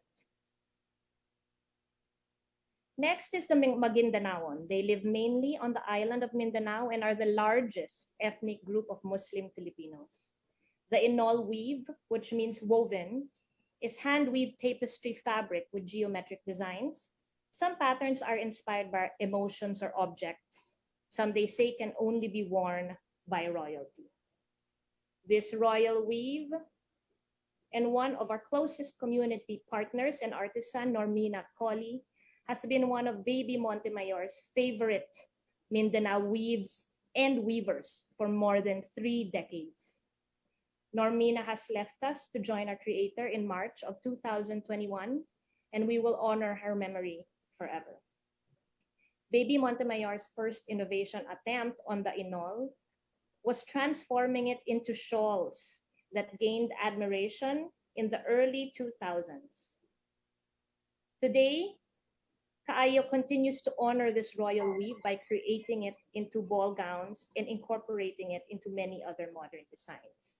Here we see our dearest Ting Ting Coangco, Tita Ting Ting Coangco, in a ball gown and a ball skirt, and Migs Nograles in an Inol jacket. Here is Secretary Berna and Congresswoman Stella Kimbo also in our inaugural skirt. We salute our Maguindanao weavers whose mission is to ensure that this textile tradition thrives even in the midst of uncertainties, and Kaayo supports their cause. Next slide is a little story of how Baby Montemayor has been fighting to put Mindanao into the spotlight for as long as I can remember.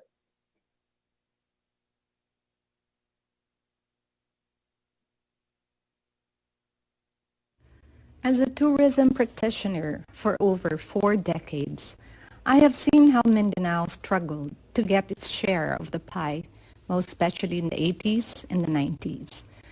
It had always been touted as an unsafe place to visit due to the misperception of it being a war-torn island. It was such a disservice to the island, having possessed immense blessings of rich natural resources, beautiful flora and fauna, pristine beaches, various indigenous tribes that are so skilled and creative, colorful and unique culture, and so many more. In those days, domestic tourism was unheard of, primarily due to security concerns.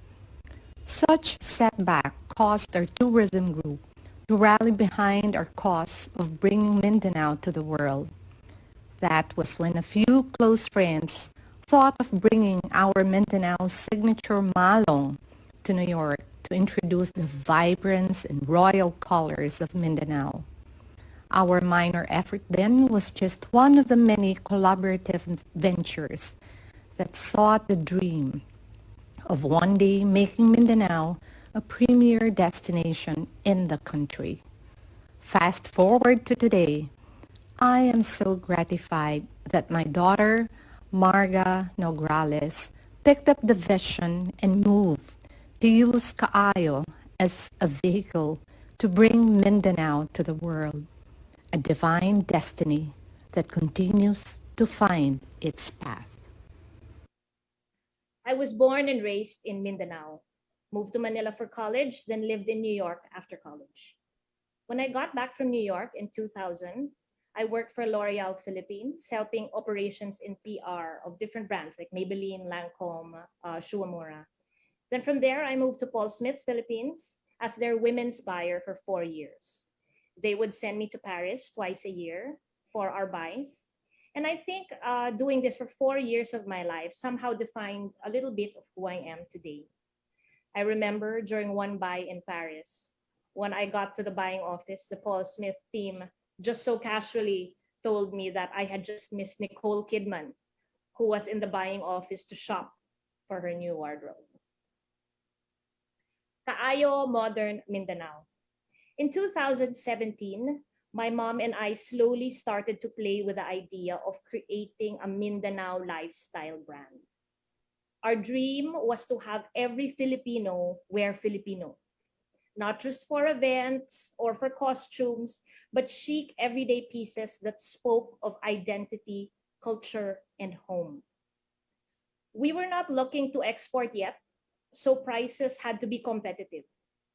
I remember some clients raving about how affordable our fully hand-beaded Diboli tops were. But really, it was Ate Elena's jacket story that jump-started our Kaayo.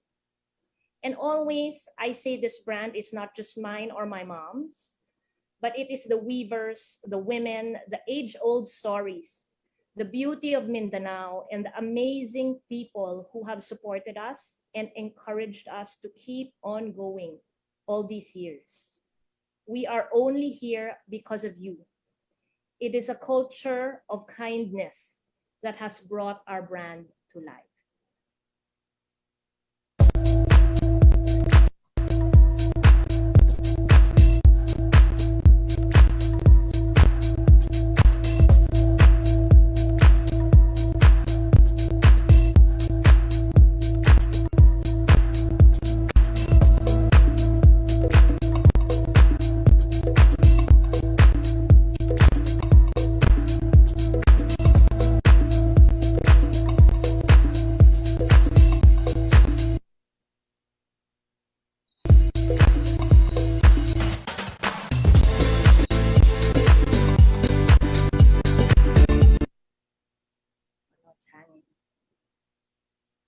collaborations. Earlier on, I mentioned that we are in the business of crafting sustainable livelihood for our indigenous tribes. So over and above our designing with them and buying from them, we had to create a market, a demand. We had to prove that Mindanao is cool.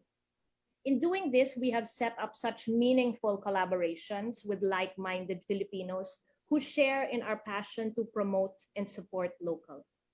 There have been many, but I will highlight three. First, the Kaayo Alex Eduque for MoveEd Foundation.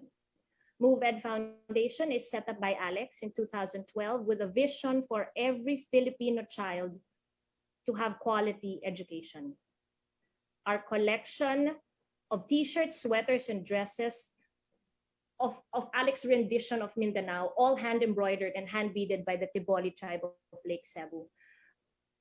And every weave, every design had a story to tell. One that speaks of the beauty of Mindanao that we should proudly wear all day, every day in our hearts, our minds, our sleeves, and our shirts.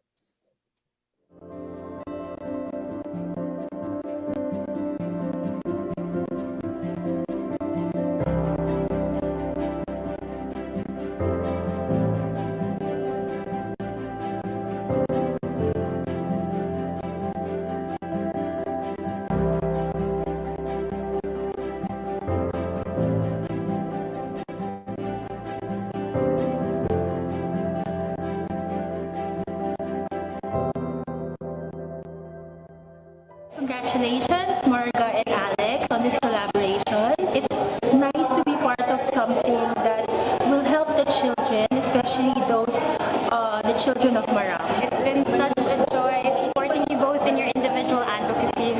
Proud to wear my kaayo. Initiative is benefiting Mindanao, a place that's close to my heart. That's where I grew up. You're a big help in changing people's lives, and we're here to help.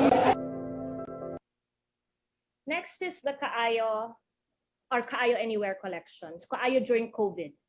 At the time when we were given a choice to evolve or repeat, we chose to evolve.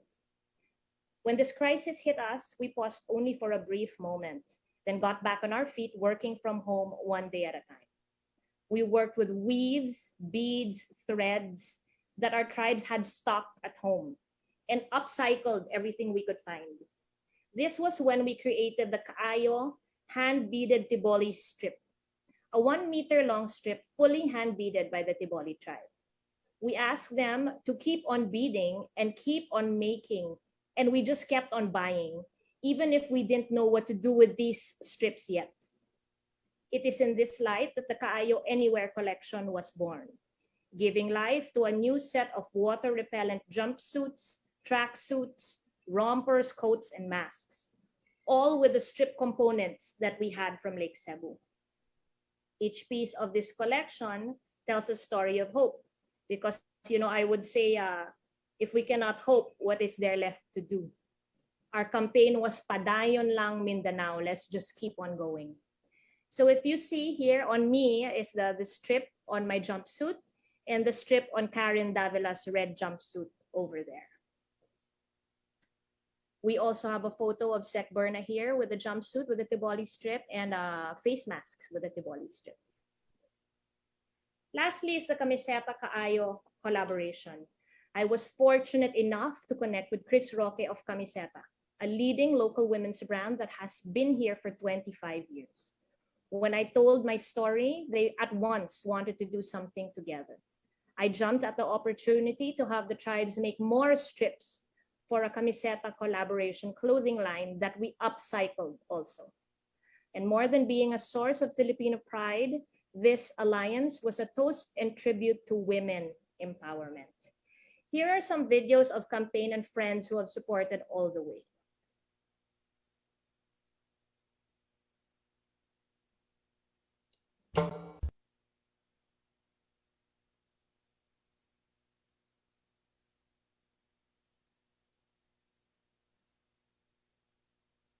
Sorry, that might be too long, too big a file.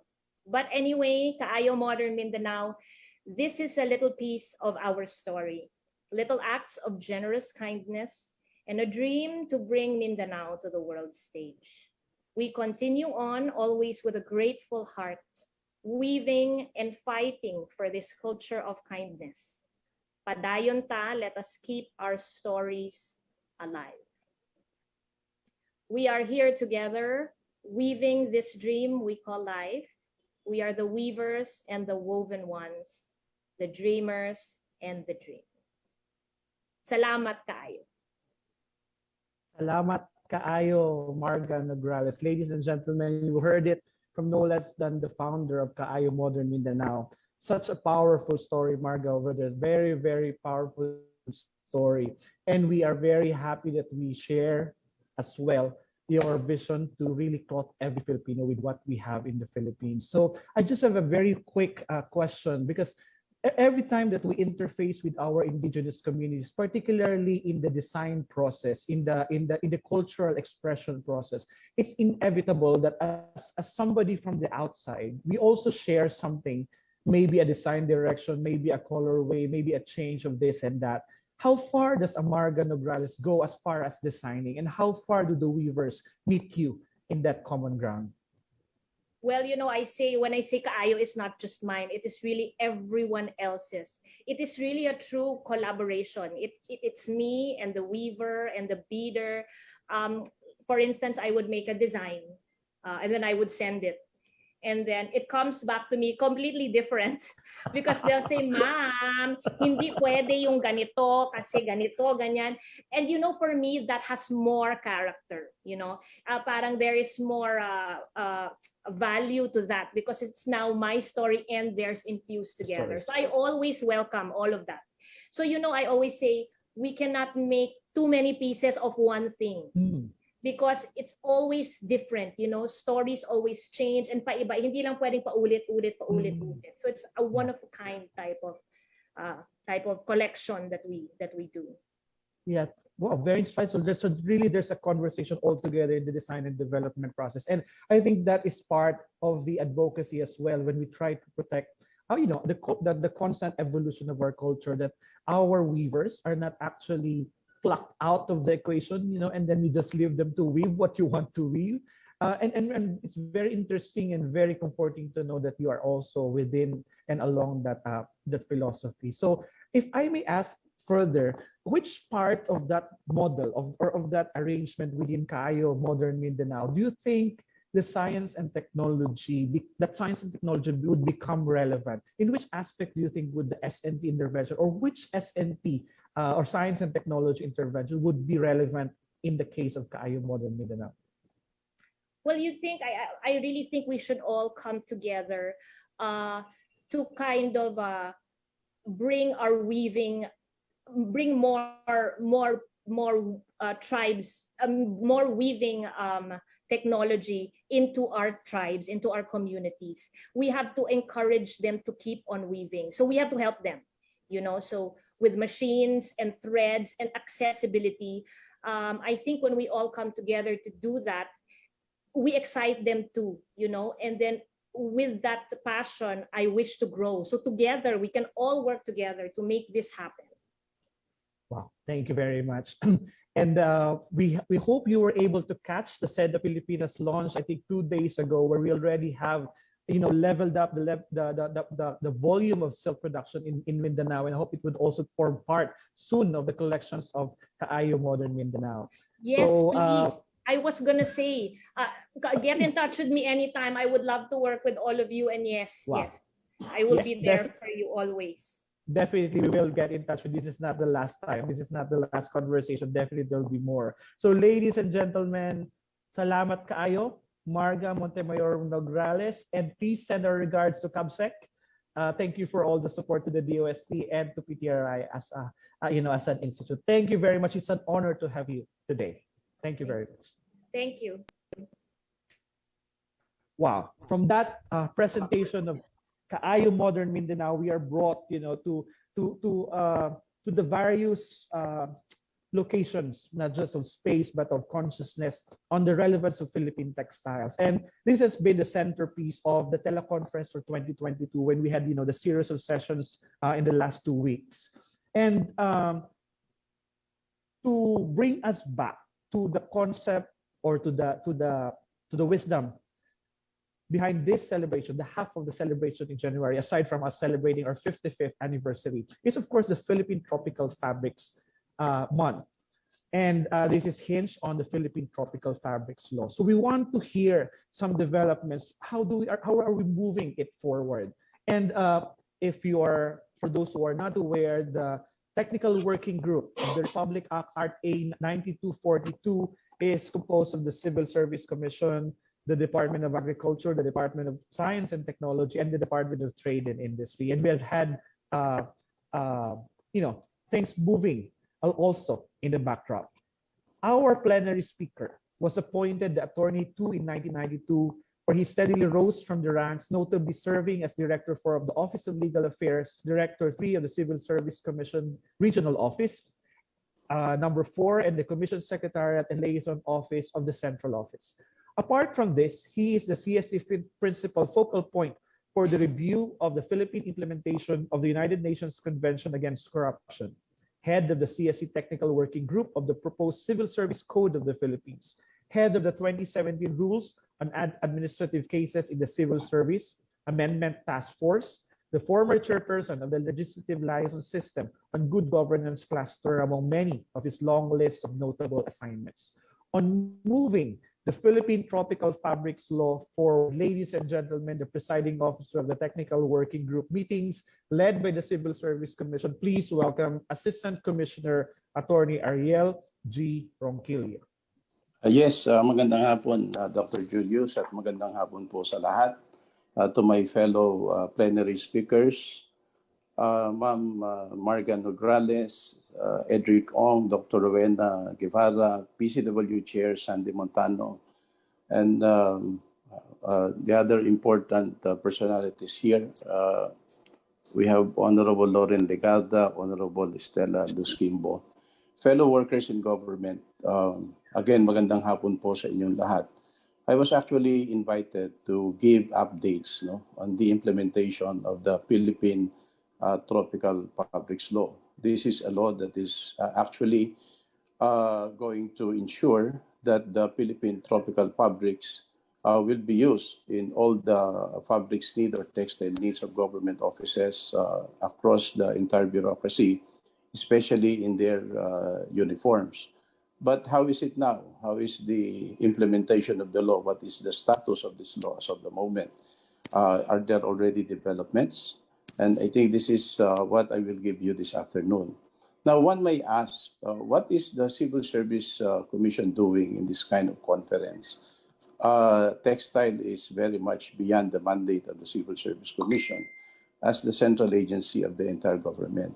Well, actually, if you look at the Constitution, and this is found in a certain article of our fundamental law, your Civil Service Commission is the central personnel agency of the entire government. We are the central HR of the entire Philippine bureaucracy. Hence, the Civil Service Commission has the power and mandate to issue policies, rules, and regulations that will affect the entire bureaucracy.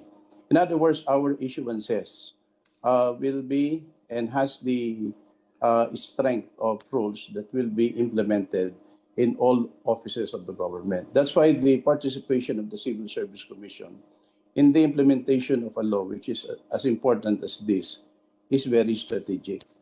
And aside from that, if we consider the implementing rules of this law, and that is in the next slide, please. Yeah.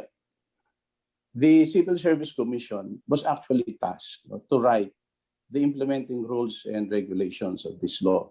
Of course, in coordination with the Department of Agriculture, the Department of Science and Technology, the Department of Trade and Industry, and in consultation with the concerned private sector. And indeed, the IRR of this law was issued as early as in 2005. Okay, let's go to the next slide. Yeah, so as I have said, we issued the IRR in 2005. And aside from issuing the IRR, the Civil Service Commission also issued a memorandum circular enjoining all agencies of the government to comply with this law and the IRR. and that is, of course, to ensure that in the uniforms of all our people working in government, Philippine tropical fabrics will be used, in keeping, of course, with the spirit of the law. Okay? So, but has it been really implemented? Unfortunately, tropical fabric manufacturers in the country were not able to comply with the required standards set by law.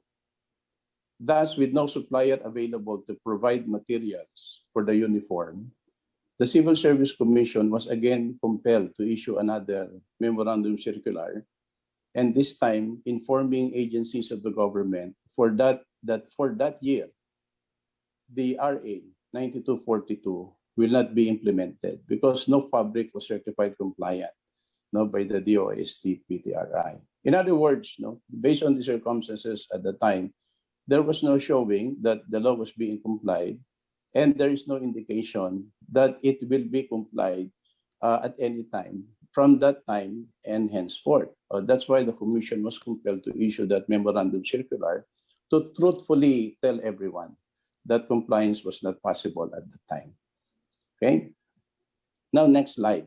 And that status continued until 2010. That's why in 2010, the Civil Service Commission issued another memorandum circular, this time enjoining heads of government agencies to ensure compliance with the law, and further enjoining the technical working group who are coming from agencies identified in the IRR to procure the Philippine tropical fabrics for the uniform of their employees as role models for the bureaucracy. Because at the time we were thinking that if this cannot be implemented bureaucracy-wide, at least the agencies mentioned in the law as active participants in the formulation of the IRR and its implementation should be the ones who will serve as role models in its implementation. Okay, so that was the initial strategy that was thought of. Okay, next slide. In 2018, we attended the meeting of the Philippine Council for Agriculture and Fisheries, Committee on Commercial Crops, Fiber Crops, Industry Development, Subcommittee to present the current state of the implementation of RA 9242. And after our presentation in that meeting, the members of the group recalled the issues and discussed possible solutions to the problems in the implementation of the law. Now, the group noted that the same challenges presented by the Commission persist until the present or until the time that the meeting was held. So in other words, the same problems are there. There was hardly any change in the situation. So after the challenges were discussed, the group proposed the following options. So there were options prepared by the attendees or proposed by the attendees in that particular meeting. The first is to amend the implementing rules, the IRR. Second, we propose an amendment to the law. Third, the interagency technical working group to meet and discuss the amendments. And fourth, to meet with Senator Legarda to ask help in legislating the amendments proposed by the interagency TWG. So the group then was entertaining the idea that maybe there has to be some improvements in the law itself, or if it is possible that improvements be made in the law, at least in the IRR. Okay, so that's the direction that we were taking. In 2021, the CSC TWG group, and I'm now referring to the internal TWG of the Civil Service Commission, conducted several internal meetings to review the amendments to the IRR and presented the same to the Commission proper. Okay, and after we finished that task, the Commission proper, the Civil Service Commission, discussed it and gave us a go signal. So with the go signal from the Commission, the CSE reconvened the PTF Technical Working Group, composed of representatives from the DA, the PhilFIDA, the DOST, PTRI, and the DTI to continue discussions on the proposed amendments to the IRR of the PTF law. Now, take note that we are focusing on the amendment of the IRR because this is the easiest avenue to take. Amendment of the law will take a while, but the IRR can be amended within our level. And that's what we are doing, okay? So up to this time, we are still in the process of coming up with the proposed amendments to the IRR. Next slide, please.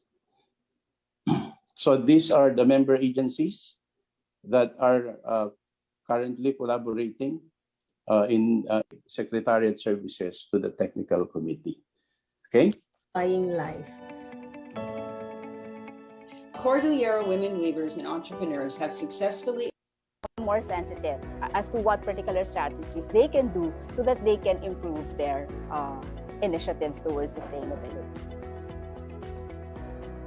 I mentioned the awards because it allowed us to remind ourselves that achieving sustainability through circularity provides lasting benefits for the environment.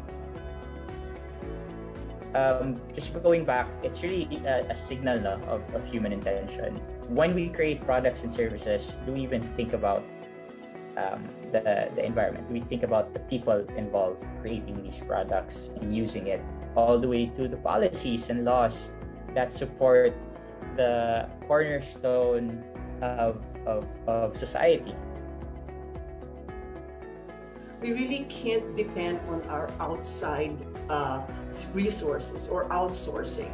We have so many people, there's so many hands in the Philippines, there's so many workers who are willing to work, have the knowledge base. I think we have to bring back our local industry.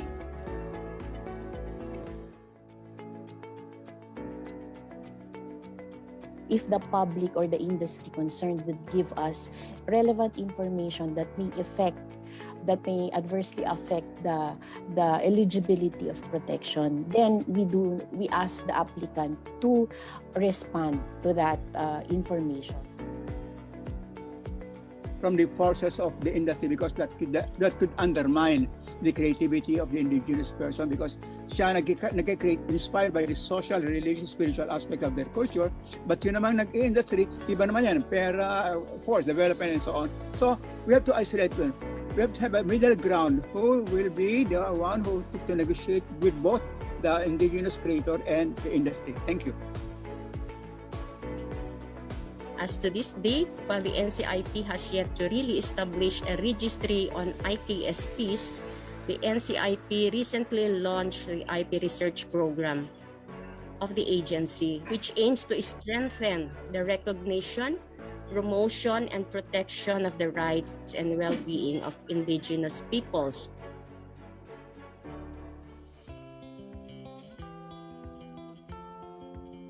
Together, we resolve to cover the entire archipelago at the soonest possible time, not just with fabrics, but with an inclusive textile innovation agenda, where our regional offices and the PTRI enjoy unprecedented synergy and collaboration today. Inclusivity in innovation is not just a goal of many industries and institutions. It is also a tool. It is a strategy. It is a philosophy that provides and ensures equal access to opportunities and resources and their causes who might otherwise be excluded or marginalized. Through the concerted efforts of the Council, other stakeholders, and the science, technology, and innovation ecosystem in these thematic areas, the weaving industry will continually see its share in boosting the economy of the Cordilleras. I concur with the idea of putting particular focus in terms of research and development, technology generation, technology transfer, commercialization, the whole gamut of activities from R&D to techno transfer, marketing, and distribution. We definitely need to identify the gaps in the value chain analysis. We'll be able to identify ano ba yung mga preference, ano ba yung mga means to enhance our product. We want to improve existing innovation hubs, establish new innovation hubs for indigenous fibers. So in our case, in the case of Picard, we are developing certain extension modalities to make the technology transfer more efficient. And basically, I think the community will play a major role in this particular aspect. It's the value of working together that really counts in all of this. It's the technologists talking to the industries and finding means to work together. And I think I specifically mentioned earlier about the value of partnerships.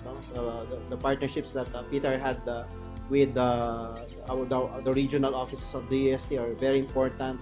With the weaving communities are quite, of course, essential, if not very, critical in all of this.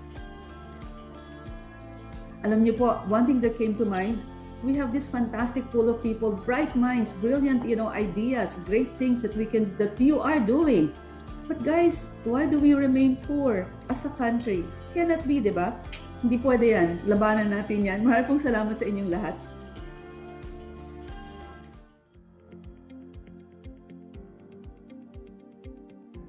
Indeed, the partnership with PTRI is vital in considering perceived value and benefit to the consumer by carrying out the standardization, testing, and certification on textiles in the country. Now, our next step is to step up our game and to look at also our quality assurance when it comes to medical grade nonwovens. We have that capability of developing it. We have the machines here. We can do it here. The next focus is how we'll be able to have a partnership with our government and PTRI to be able to have a fit-for-purpose requirement as well and testing facility to certify our materials to be medical grade as well. May testing ka rito or your product is being tested at maganda yung quality natin, kaya nating lumaban ng bentahan abroad. So today with having the medical testing, medical textile testing center, I think our local manufacturers, yung mga nag-repurpose, palagay ko they will continue, producing these PPEs, and make them a regular business. Our mission is to enable the consumers and the companies make responsible decisions to protect our planet for us, for the people, and for the world. Our label makes it easy to buy responsibly. I always believe that ensuring product quality will help build a more sustainable and safer environment through standards. It is also important to ensure public safety through quality products, especially for personal protective equipments or the PPEs. So indeed, I agree, that having these testing facilities available in the local setting will definitely make our products more affordable to our Filipino clients. Considering that manufacturers and distributors included, will have lower overall costs, in making these products available in the country.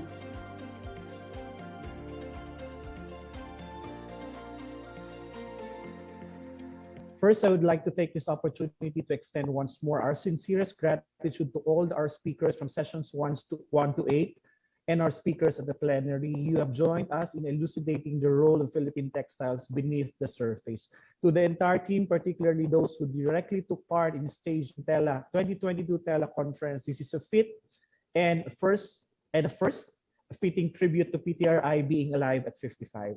So every January, the DOST PTRI muster experts to share their knowledge in various equally significant themes germane to the Philippine textile industry today.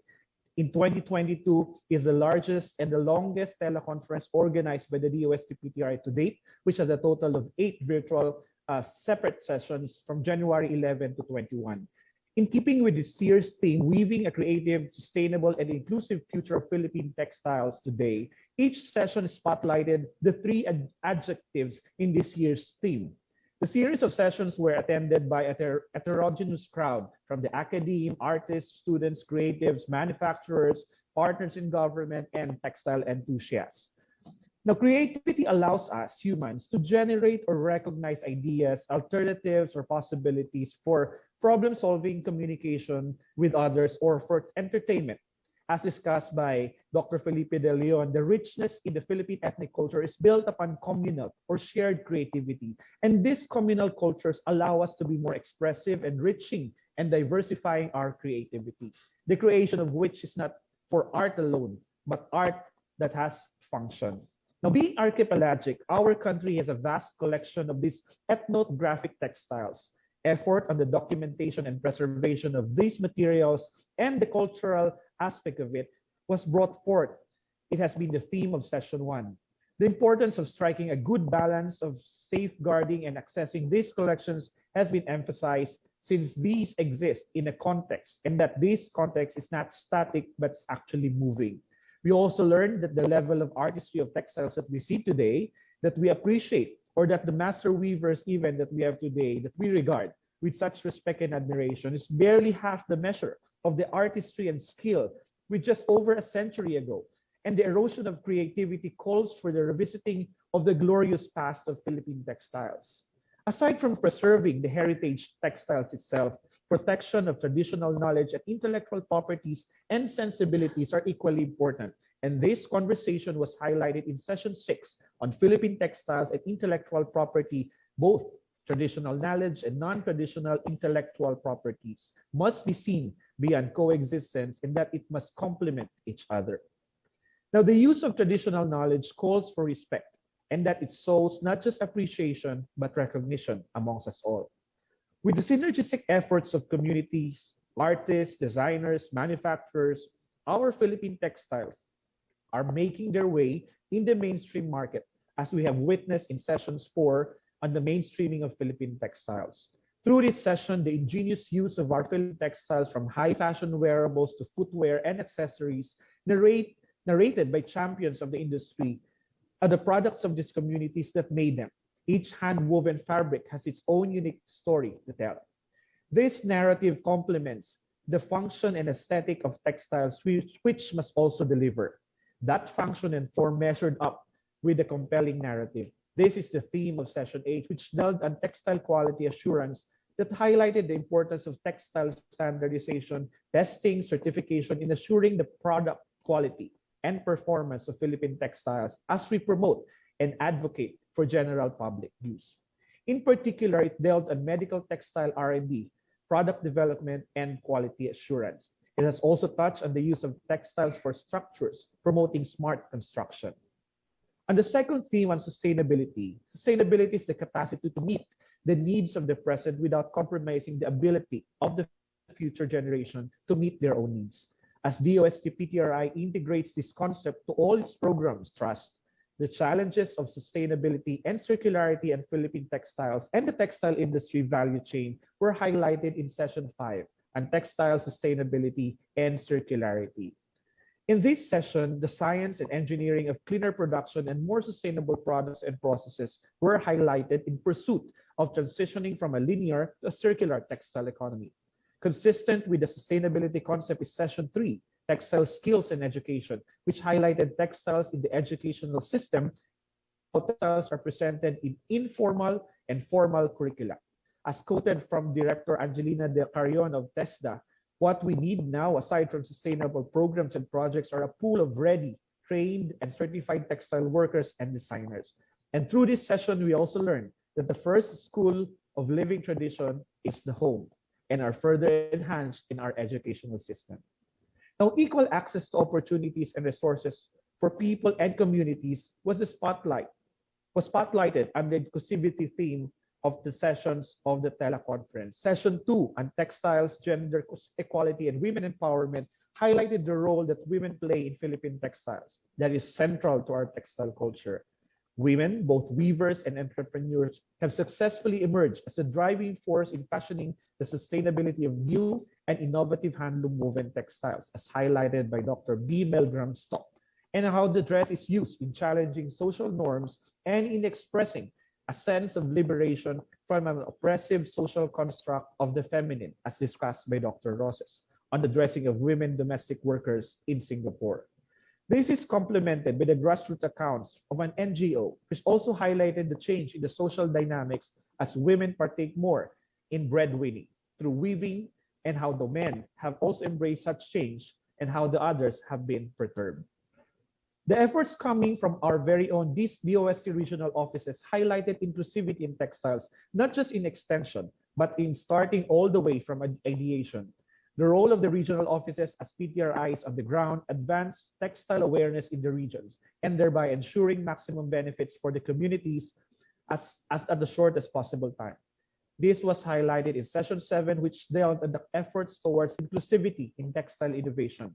This was attended by 2 undersecretaries of the DOST, 2 sectoral council executive directors, and regional directors and their teams. We were brought up to speed of the different textile R&D and innovation programs and engagement of some of our DOST regional offices as they join us in the Textile Innovation Network.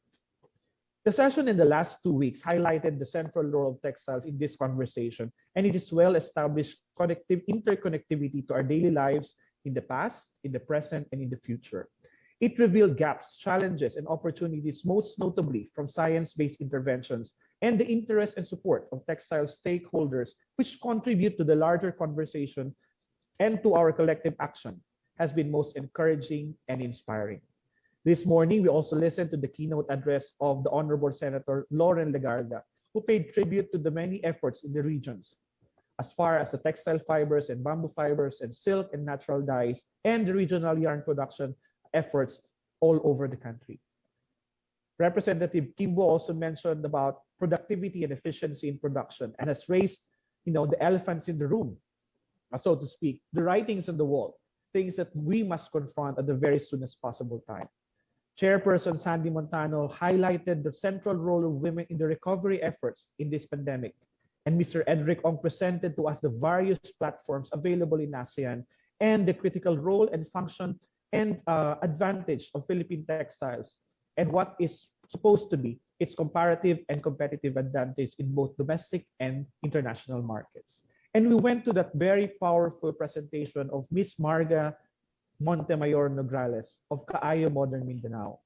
And this was capped by the presentation of the Assistant Commissioner of the Civil Service Commission, who mentioned the different milestones and strides made in perfecting and advancing changes, revisions, and applications that are necessary to make the RA 9242 IRR responsive to our age. We also heard alive our own Secretary Fortunato de la Peña, who mentioned his desire for legislation to actually put into place the efforts being made by PTRI, not only for regional level engagement, but also at the non-movements as an emerging textile material.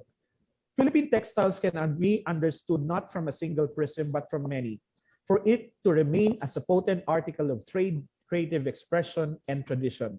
If a textile innovation, especially based on traditional knowledge and traditional cultural expression, is one that conveys our culture and our ways, and that its evolution is considered an enrichment rather than a dilution, it proves that indeed our own textile culture and heritage remain as the canvas of our evolving story as a nation and as a people. Truly, the best way to predict the future of Philippine textiles is to weave it, to knit it, to bind it, to wear it. And we are here taking part in that greater collective action of making a creative, sustainable, and inclusive future of Philippine textiles today. That is the message, the challenge, and the vision of the 2022 Teleconference. And let us begin today. Maraming salamat po. Thank you, Doc Jules, for that very comprehensive synthesis. That was really encouraging and indeed very powerful. Truly, our work is just starting, but we are encouraged because DOST PTRI is not alone. Together with every one of you taking this on with us, we couldn't be any more confident and daring. So thank you for tuning in, participating in Teleconference. You can only trust that we have more in store for you in the next coming years. But before we close, let us celebrate the creative minds who who has participated in our online competition. Let us welcome back the Chair of the Publicity and Communications Committee of the Teleconference Supervising Science Research Specialist, Ms. Evangeline Flor P. Manalang. Thank you, Ms. Lilo.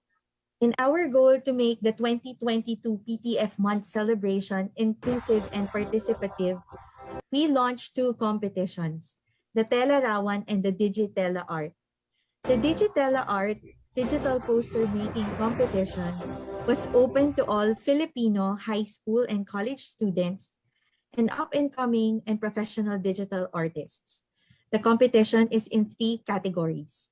The submitted fabulous artworks, as shown earlier, express the participants' take on the theme Tela Pilipinas, Creative, Sustainable, and Inclusive. The entries were judged based on the following criteria: relevance to the theme, 30%, creativity and presentation, 20%, originality, 20%, popularity, that is on Facebook, 20%. And the board of judges are the following. The chair of the BOJ is PTRI Director Celia Elumba, fashion designer Delio Gonzalez, DOST STII Chief Norly Villar, co-founder and creative director of Team Manila Joey Alviar, co-founder of Hydra Design Group Dan Matutina, iMagic production director Chari Dino, and founder of Nifty Hero Multimedia Services Gio Pass. To reveal this year's winners of Digitela Art, please welcome the Chair of the Board of Judges, Director Celia Elumba. Thank you very much, Van. You know, this year we were floored with the entries that came, that visited us. It simply shows us the creativity that happens of the young and the very young. And so I have the distinct pleasure and honor and the privilege to announce you the winners of our Digitela Art for 2022. In the high school category, for 3rd place and 2nd place, I just wanted to share that for the 3, the 3rd, the 2nd, and the 1st, they all shared one common theme. The theme was how will we weave the fabric of our past, our present, and our future. And now I have the privilege of now announcing first the 3rd placer in the high school category. This is Clary Jones R. Rabaha of Ballesteros National High School from Cagayan.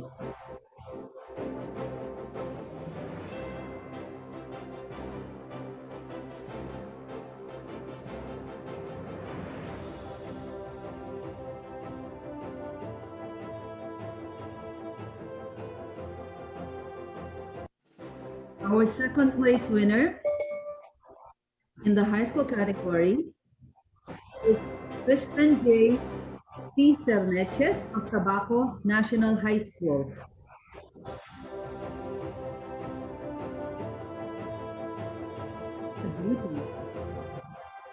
The 4th place goes to Miggy F. De Vera of Naga Science High School. Congratulations to our young people from the high school category of the Digitela Art. The winning piece is entitled Raise Your Flag.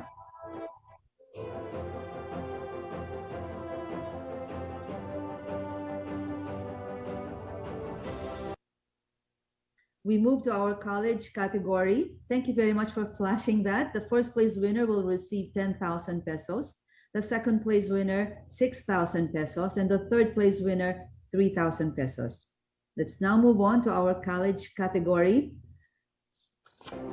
The 3rd and the 2nd prize winners also share some particular elements.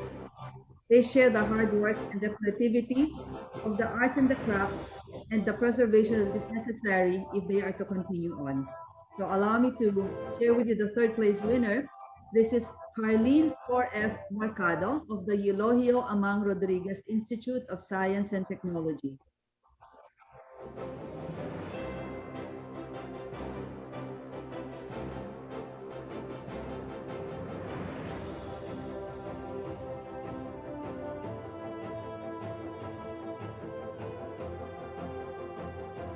The 2nd place winner in the college category is Jaster. I hope I pronounced that right. Jaster Timothy Galano of the Mariano Marcos State University.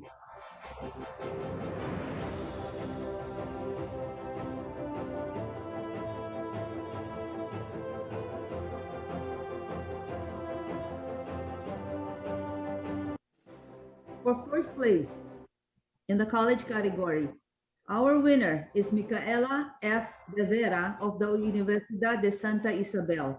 The winning piece is entitled Gintong Maharlika. And Micaela in particular shares that the qualities of amiability and good-naturedness, this provide hallmarks that make our textiles remarkable and unique.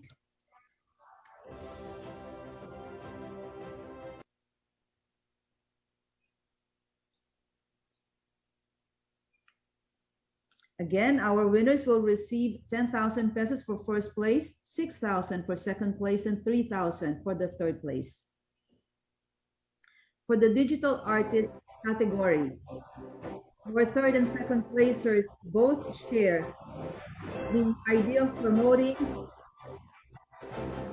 ethnicity and historicity. Our third place winner for the digital artist category is Abdullah P. Pandita with the artwork entitled Tela Pinoy.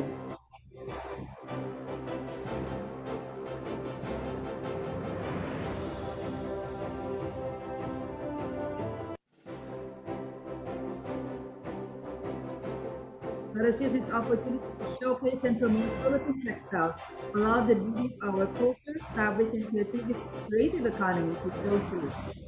For the second place digital artist category, our winner is Justin A. Panganiban with the artwork entitled Habilin. Habilin. Mga habilin ng kasaysayang pinagtibay at tangay sa kasalukuyan.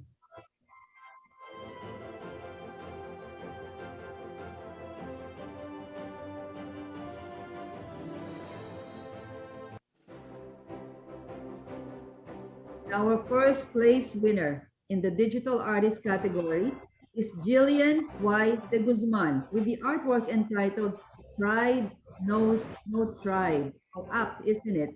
And Jillian speaks about the interconnectivity, how Philippine textile is intertwined with the Filipino tribes. And inclusivity in diversity is her key message. Our first place winner again will receive 15,000 pesos. Our second place winner, 10,000 pesos. And the third place winner will receive 3,000 pesos. Thank you very much, Director Celia. Actually, the winner is here on Zoom. Congratulations to the winners of the Digitela Art. Your works are truly amazing and inspiring for us here in DOST-PTRI. Continue to hone your craft and appreciate Philippine textiles. Moving on, aside from the Digitela Art, we also launched the Telarawan Photography Contest. It is the first ever mobile photography contest of the Institute. It was open to government employees to highlight through creative shots how Philippine textiles are consciously made part of their daily lives. A total of 57 participants from 57 different government agencies joined, each with their own unique photos in relation to the theme, Produktong Tela Gawa sa Pilipinas. The criteria for judging are relevance to the theme, 30%, creativity and presentation, 30%, originality, 20%, popularity on Facebook, 20%. And the following are the members of the Board of Judges, the Chair of the Board, PTRI Director Celia Elumba, DOST-STII Audiovisual Technician 4, our resident photographer, Henry De Leon, De La Salle College of St. Benilde Photography Program Chair, Francis Fausto Tadi, Sunny's Incorporated Art Director, John Carlo Cadang, Edge of Light Studios photographer, Kevin Gutierrez, Charlie Shot Me Fashion and Portraits photographer, Charles Rodolfo. Out of the 57 entries, 4 prizes will be given away. Those are the Facebook Fave Award, 3rd, 2nd, and 1st place. Again, to announce the Telarawan winners, please welcome back the Chair of the Board of Judges, Director Celia Elumba. Thank you very much, Bang. I have to tell you that this particular competition is the first that we're doing this year. we wanted to really showcase the idea of our people, and by this our people, government employees, first of all, using not necessarily a Philippine tropical fabric, but anything made in the Philippines, hence the theme of Gawang Pilipinas, Produkto ng Pilipinas. And so we take special pride in showcasing to you what our entries, what our participants shared with us. It really gives you a glimpse of how much they value, how much they truly see the contribution and the beauty behind our Philippine textiles, and in general, what is made in the Philippines. So allow me to share with you the winner of the Facebook Fave Award. The award goes to Raveli S. Ayangao from the Ifugao State University. Raveli shares with us a symbolic reminder of our cultural identity, which traverses modernity and tradition. They all submitted narratives, and the narratives in themselves are compelling. I'm just synthesizing them for you, but definitely we will share them with you so that you can read, and in the Tagalog language, namnamin at magmuni-muni kung gusto nilang ipaalam sa atin. Let me then proceed with our third place winner. Our third place winner is Ryan M. Tan of the National Historical Commission of the Philippines. Ryan juxtaposes the hustle and bustle of the urban jungle that is Bonifacio Global City. And she speaks also about the historicity withstanding the test of time. She was wearing in particular a kalinga weave, which characterized by traditional color combinations of red and black.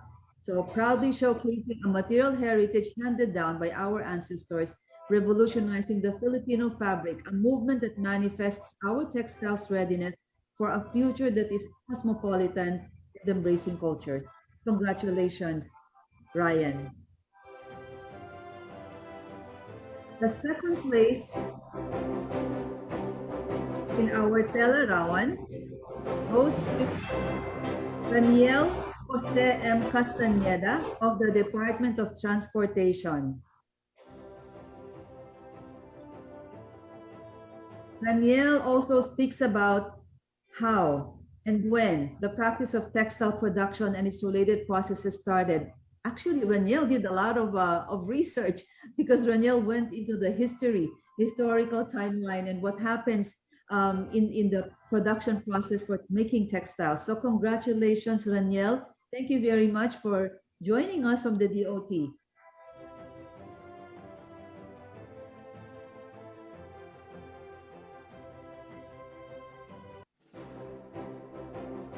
For the first place in our Telerawan Mobile Photography Contest, this goes to Bobby Ray A. Atmosfera, a social science teacher from the Philippine Science High School from the Cordillera Administrative Region campus. Congratulations, Bobby Ray.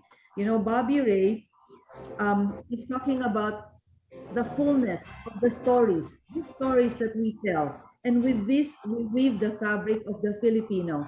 So congratulations. He speaks about the ingenuousness, the creativity, and the functionality of Filipino textiles, which are full of stories that we weave today and for our tomorrow, for our future. Thank you very much, everyone. Congratulations to all of the winners. The first place winner will receive 8,000 pesos. The second place winner will receive 6,000 pesos. The third, 4,000, and our Facebook Fave Award, 1,500. Congratulations to all of you. Thank you very much, Director Celia. Congratulations to all our Telerawan contest winners. Truly, you have highlighted the Tela Pilipinas, Gawang Pilipinas, Galing Pilipinas. Our team will coordinate with you after this for the prizes. The winners will also be posted on our Facebook page, so visit DOST-PTRI Facebook page to be updated. And of course, we would like to thank everyone who joined the 2022 Digitela Art and Telerawan contests. See you in the next. I will now hand over the floor to Dr. Julius for the closing of our session. Congratulations again to our winners. They are, the future is indeed creative. And maybe, Bang, we can ask them, baka pwede nating ma-render yun on digital and digital printing and some of our textile developments. They are very, they're really a work of art and really illustrates a lot of stories from all over the Philippines. So again, congratulations, everyone. Before we proceed, let me just take this opportunity to thank our content creators, Science Escuela, Chef Scientist, Team Laika, the SNT Advocate, and our own Binibining Pilipinas International, Miss Hannah Arnold, who was with us this morning, and our partner, the DOST Science and Technology Information Institute, have always been with us. Maraming salamat for staying with PTRI. Now, to officially close the 2022 teleconference, it is my honor to present to you the Undersecretary for Research and Development, Dr. Rowena Cristina Guevara.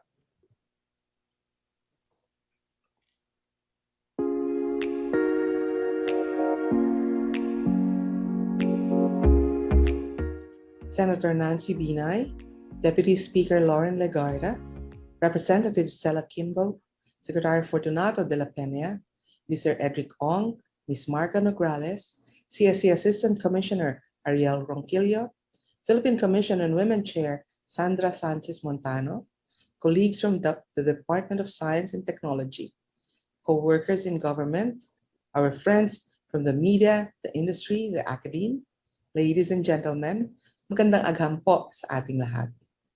The DOST Philippine Textile Research Institute's 2022 teleconference has marked January of this year with meaning and depth as we celebrate the Philippine Tropical Fabrics Month and the DOST PTRI Foundation anniversary. We started the teleconference with 8 sessions, the first one held on January 11 and culminating with today's plenary.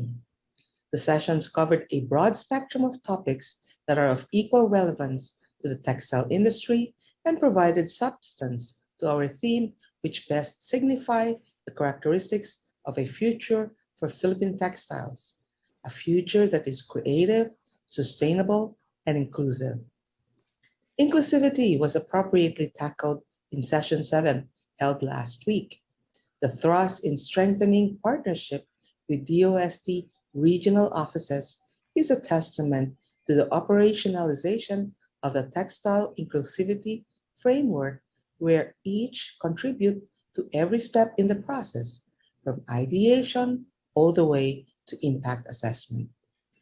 The highlight that was given to women in textiles in Session 2, which is predictable, remains commendable as it emphasized gender and development concepts in the textile S&T agenda.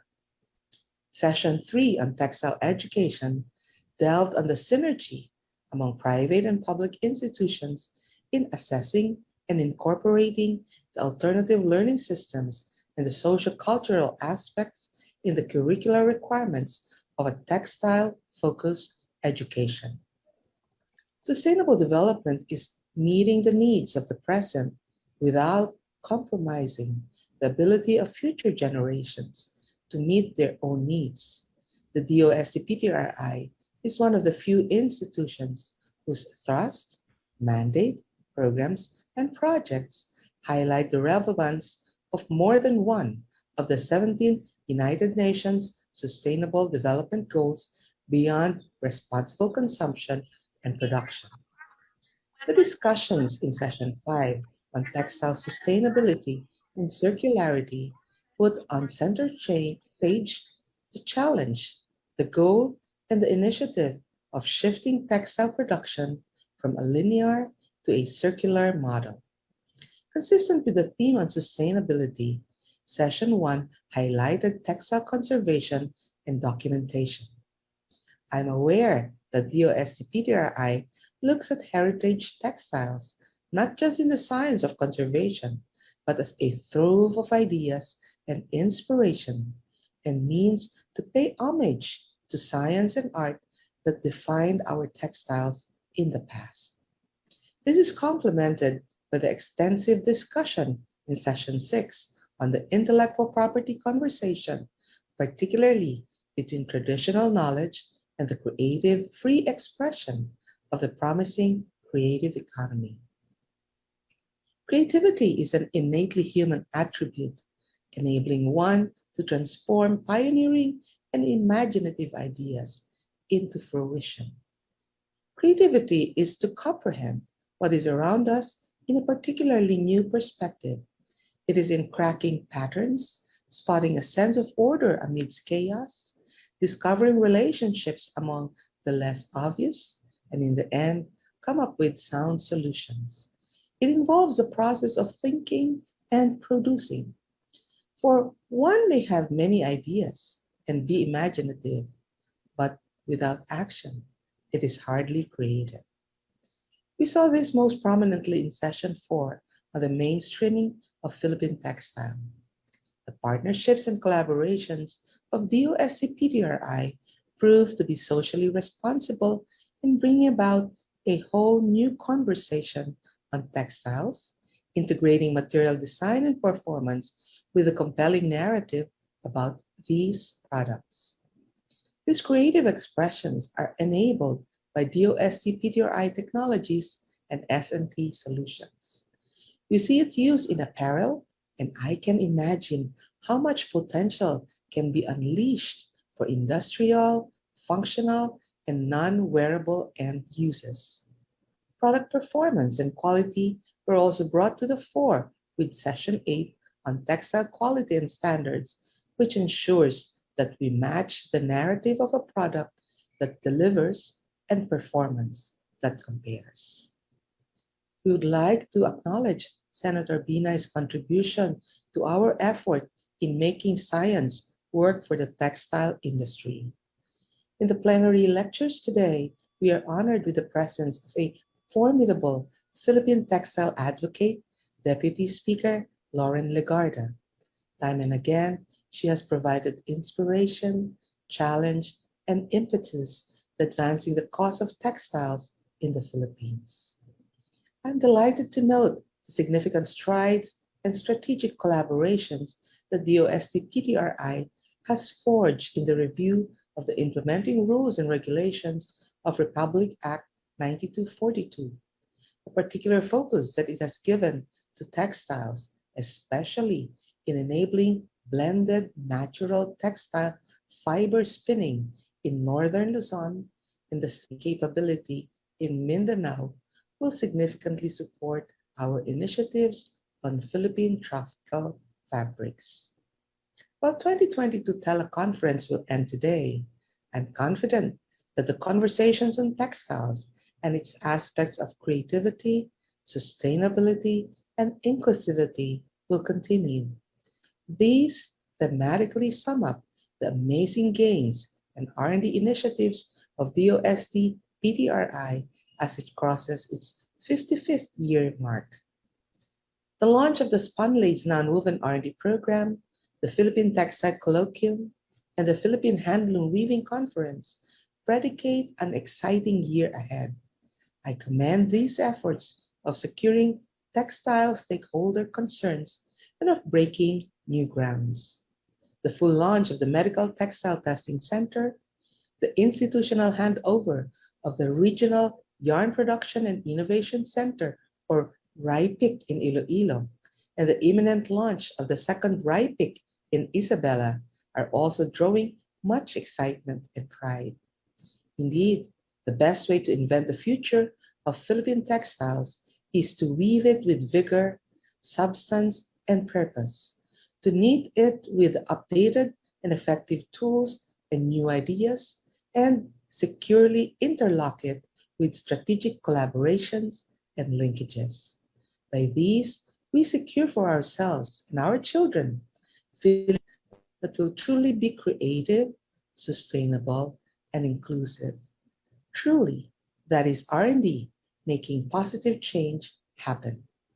Congratulations on this successful 2022 teleconference, especially to DOST-PTRI, led by Director Celia B. Elumba.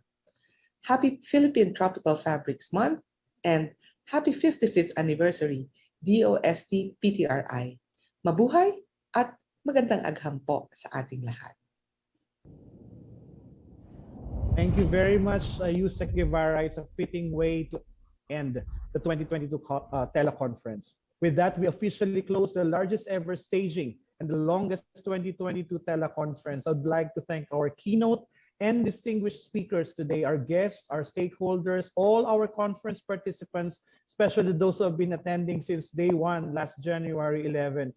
We may end the conference here, but we continue our conversations. Let us continue our conversations. Again, congratulations also to the men and women of the DOST-PTRI for reaching their 55th founding anniversary, a meaningful Philippine Tropical Fabrics Month celebration, and thank you for joining us in the 2022 teleconference. Join us in weaving a creative, sustainable, and inclusive future for Philippine textiles today. Magandang hapon po sa inyong lahat.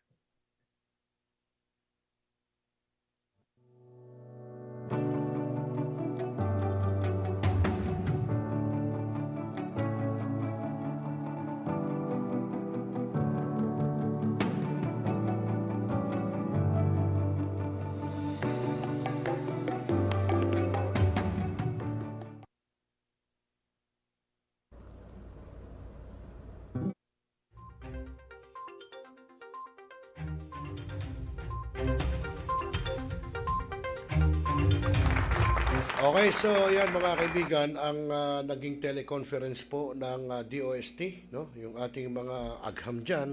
At nga, sinasabi natin, pinag-usapan nila about sa textile, no? Yung ating mga tela, mga damit na sinusuot. At kung makikita nyo, pinakita ron po yung mga, sabihin na natin, mga katutubo. Nung unang panahon po kasi, alam niyo naman ang damit natin, di ba? Mga bahag lang nung araw. So, doon po nanggagaling lahat siya sa mga punong kahoy na tinatanim din natin o yung mga nasa kalikasan na nakatanim, doon po kinukuha, katulad po ng abaka, di ba? So, sa puno po nanggagaling, no? Yung mga sinusot natin. Hanggang ngayon, until now, meron pa kayong makikita sa mga mall, no? Yung mga damit na abaka, no? Yun ang mga sinusot natin hanggang sa nag-upgrade, na-discover, no? Ng ating siyensya, hanggang sa yun na, may mga tela ng satin, cotton, pati yung mga bulak, papel, at yung mga rami, yung mga maong, mga kulduroy. Lahat po yan ay sa punong kahoy nakukuha. Kaya yung mga millennials natin, baka hindi pa alam yon, yan po. Kaya po, malaking tulong ang ating mga punong kahoy.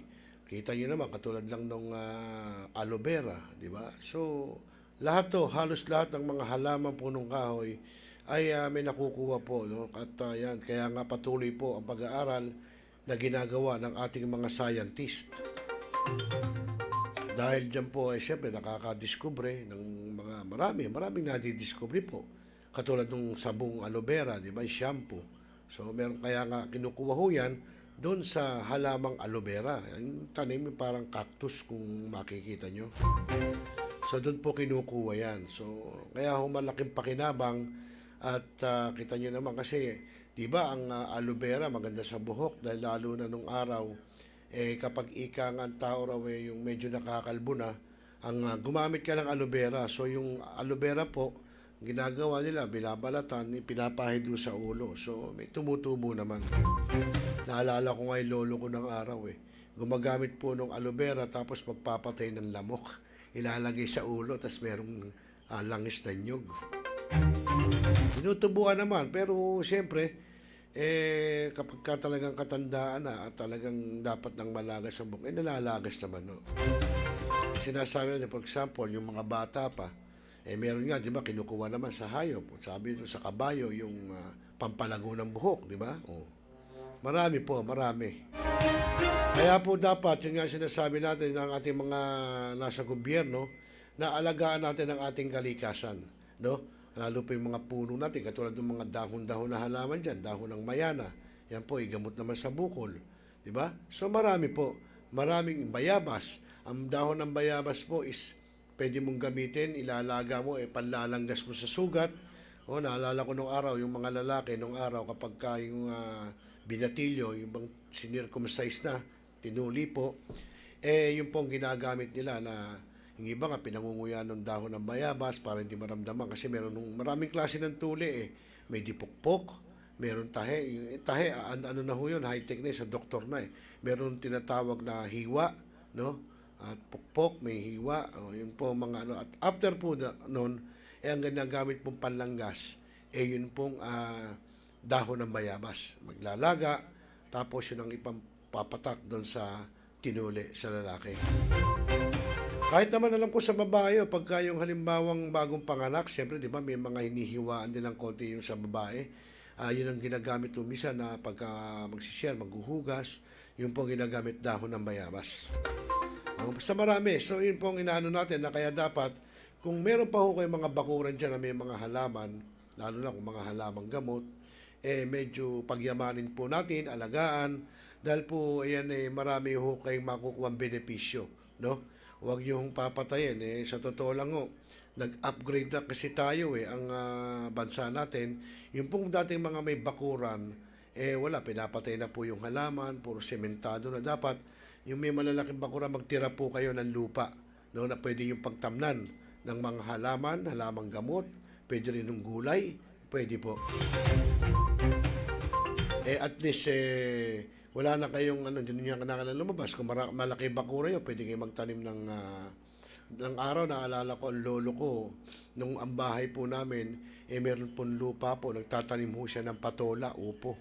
Doon po sa bakura namin noon. Dahil nga lupa ang bakuran, so yun o, nagtatanim ng upo, patola, no? Meron din ho kami noong puno ng kalamansi, tsaka yung kaimito, no? At malaking bagay yun. Tapos mga halaman naman, yung mga mayana, may malunggay din. So, malaki yun.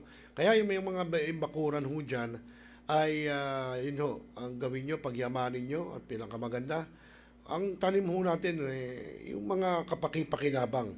Hindi ba natin sinasabi ko kayo magtanim ng mga, alam mo, gusto yung paborito yung mga halamang bulaklak, okay lang ho yun. Pero dapat much more, doon kayo sa mga halamang gamot, at halamang gulay, katulad ng kalamansi.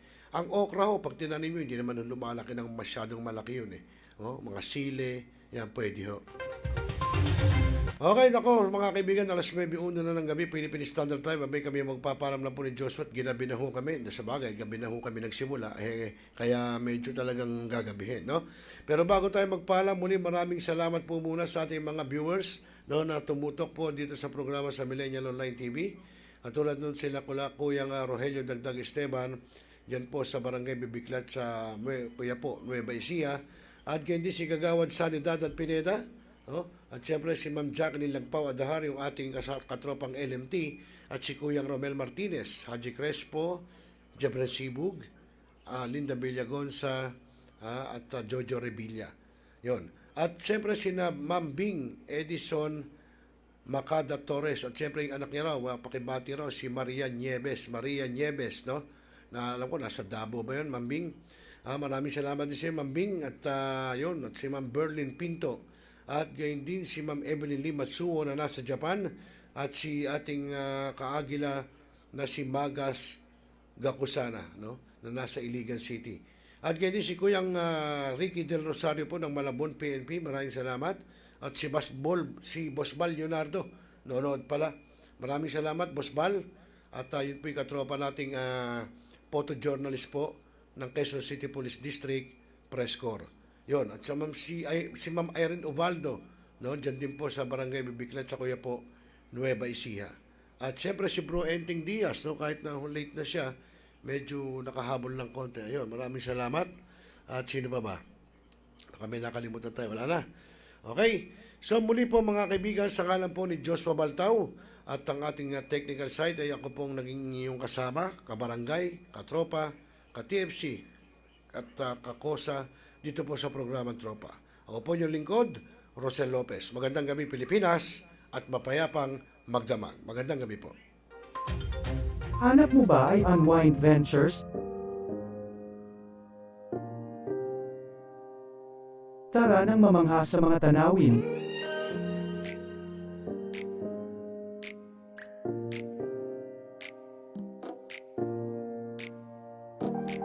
Ano man ang iyong travel goals?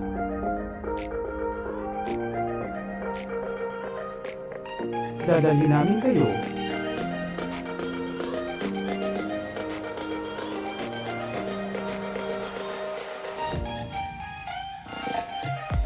Unwind Ventures at saya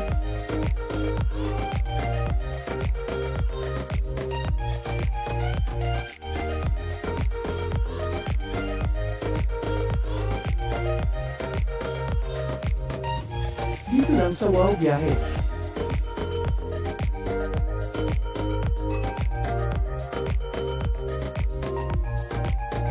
Kaya wow, di ba? Abangan dito lang sa Millennial Online TV. Ikaw ba'y nag-iisa? Nalulungkot? Dahil iniwan at ipinagpalit? Niloko ng iyong minamahal? Kung ngayon, i-type sa inyong mga cellphone, Facebook o YouTube man ang Millennial Online TV. Dahil nasa Millennial Online TV na ang online haralista ng bagong milenyo, si Randel Villados.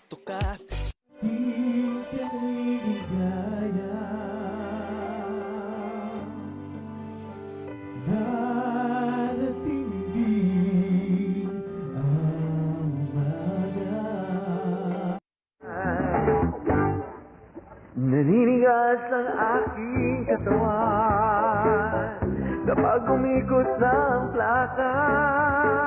At haharanahin kayo ni Randel ng iba't ibang awitin para maibsan ang inyong inip at kalungkutan kahit nasaan man kayo. Hanggang sa tumanda. Come on!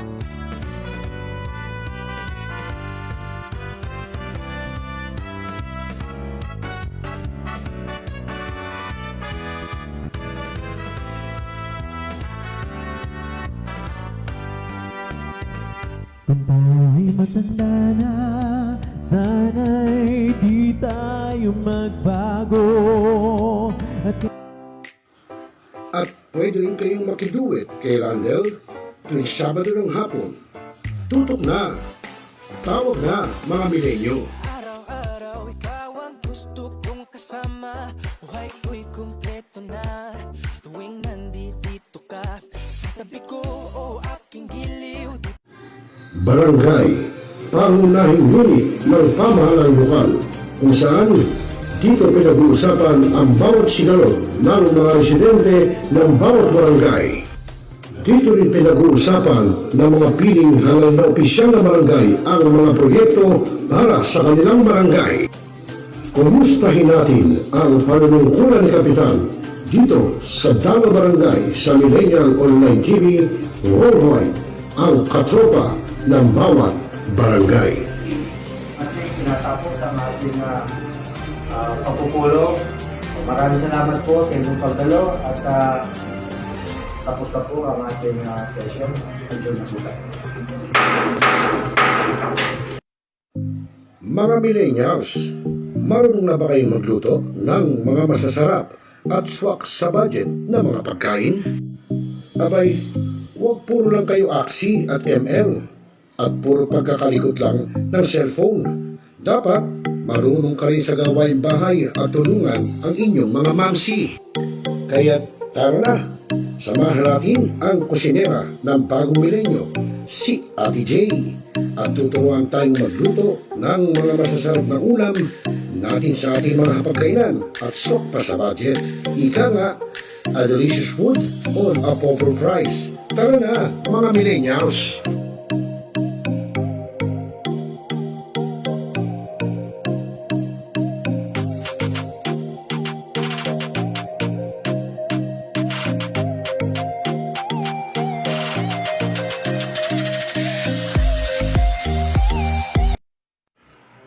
Mga milenyo, pagod ka na ba galing sa trabaho? At gutom na sa maghapong pagtatrabaho? Pero wala kang pagkain sa bahay? Narito na ang sagot mga katropa, ang super manok lechon. Napapawi sa inyong gutom at siguradong mapapa-analyze ka dahil sa tender juicy na jumbo pa at siguradong malinis at bagong katay buhat sa farm. Kaya super masalasa at pangmasa pa. Ano pa hinihintay niyo mga katropa? Takbo na sa Super Manok Panteño Siniluan at bumili na. Baka maabusan ka, katropa.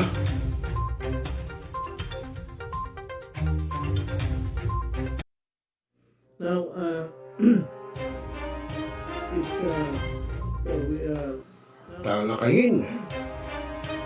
Revisahin.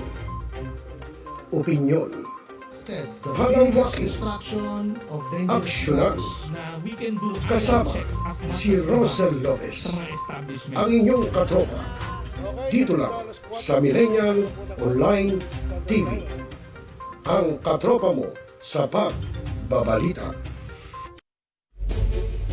Pinaigting, pinalakas ang bagong news online TV ng bagong milenyo. Millennial Online TV, ang katropa mo sa pagbabalita.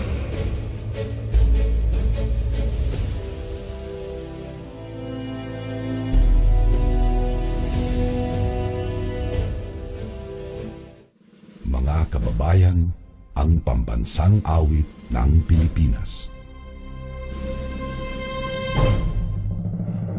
Kayang magiliw, ewas ang silanganan, alam ng puso, sa titik mo'y buhay. Upang hinirang, kuyak ka ng magiting, sa mandulupin, di ka pasisingil, sa nagatak tutok sa simoy at sa langit ng bagaw, ay ginatang tula, tawid sa pagkayang minamahal, ang isang ng matawad ko'y tagumpay na naghihingi, ang bituin at araw niya kailan pang ay di maghihingi. Luman ang araw ng walhagin pagsinta, buhay langit sa piling mo. Ang bigaya na pagkay magamin, ang mamatay ng dahil sa'yo.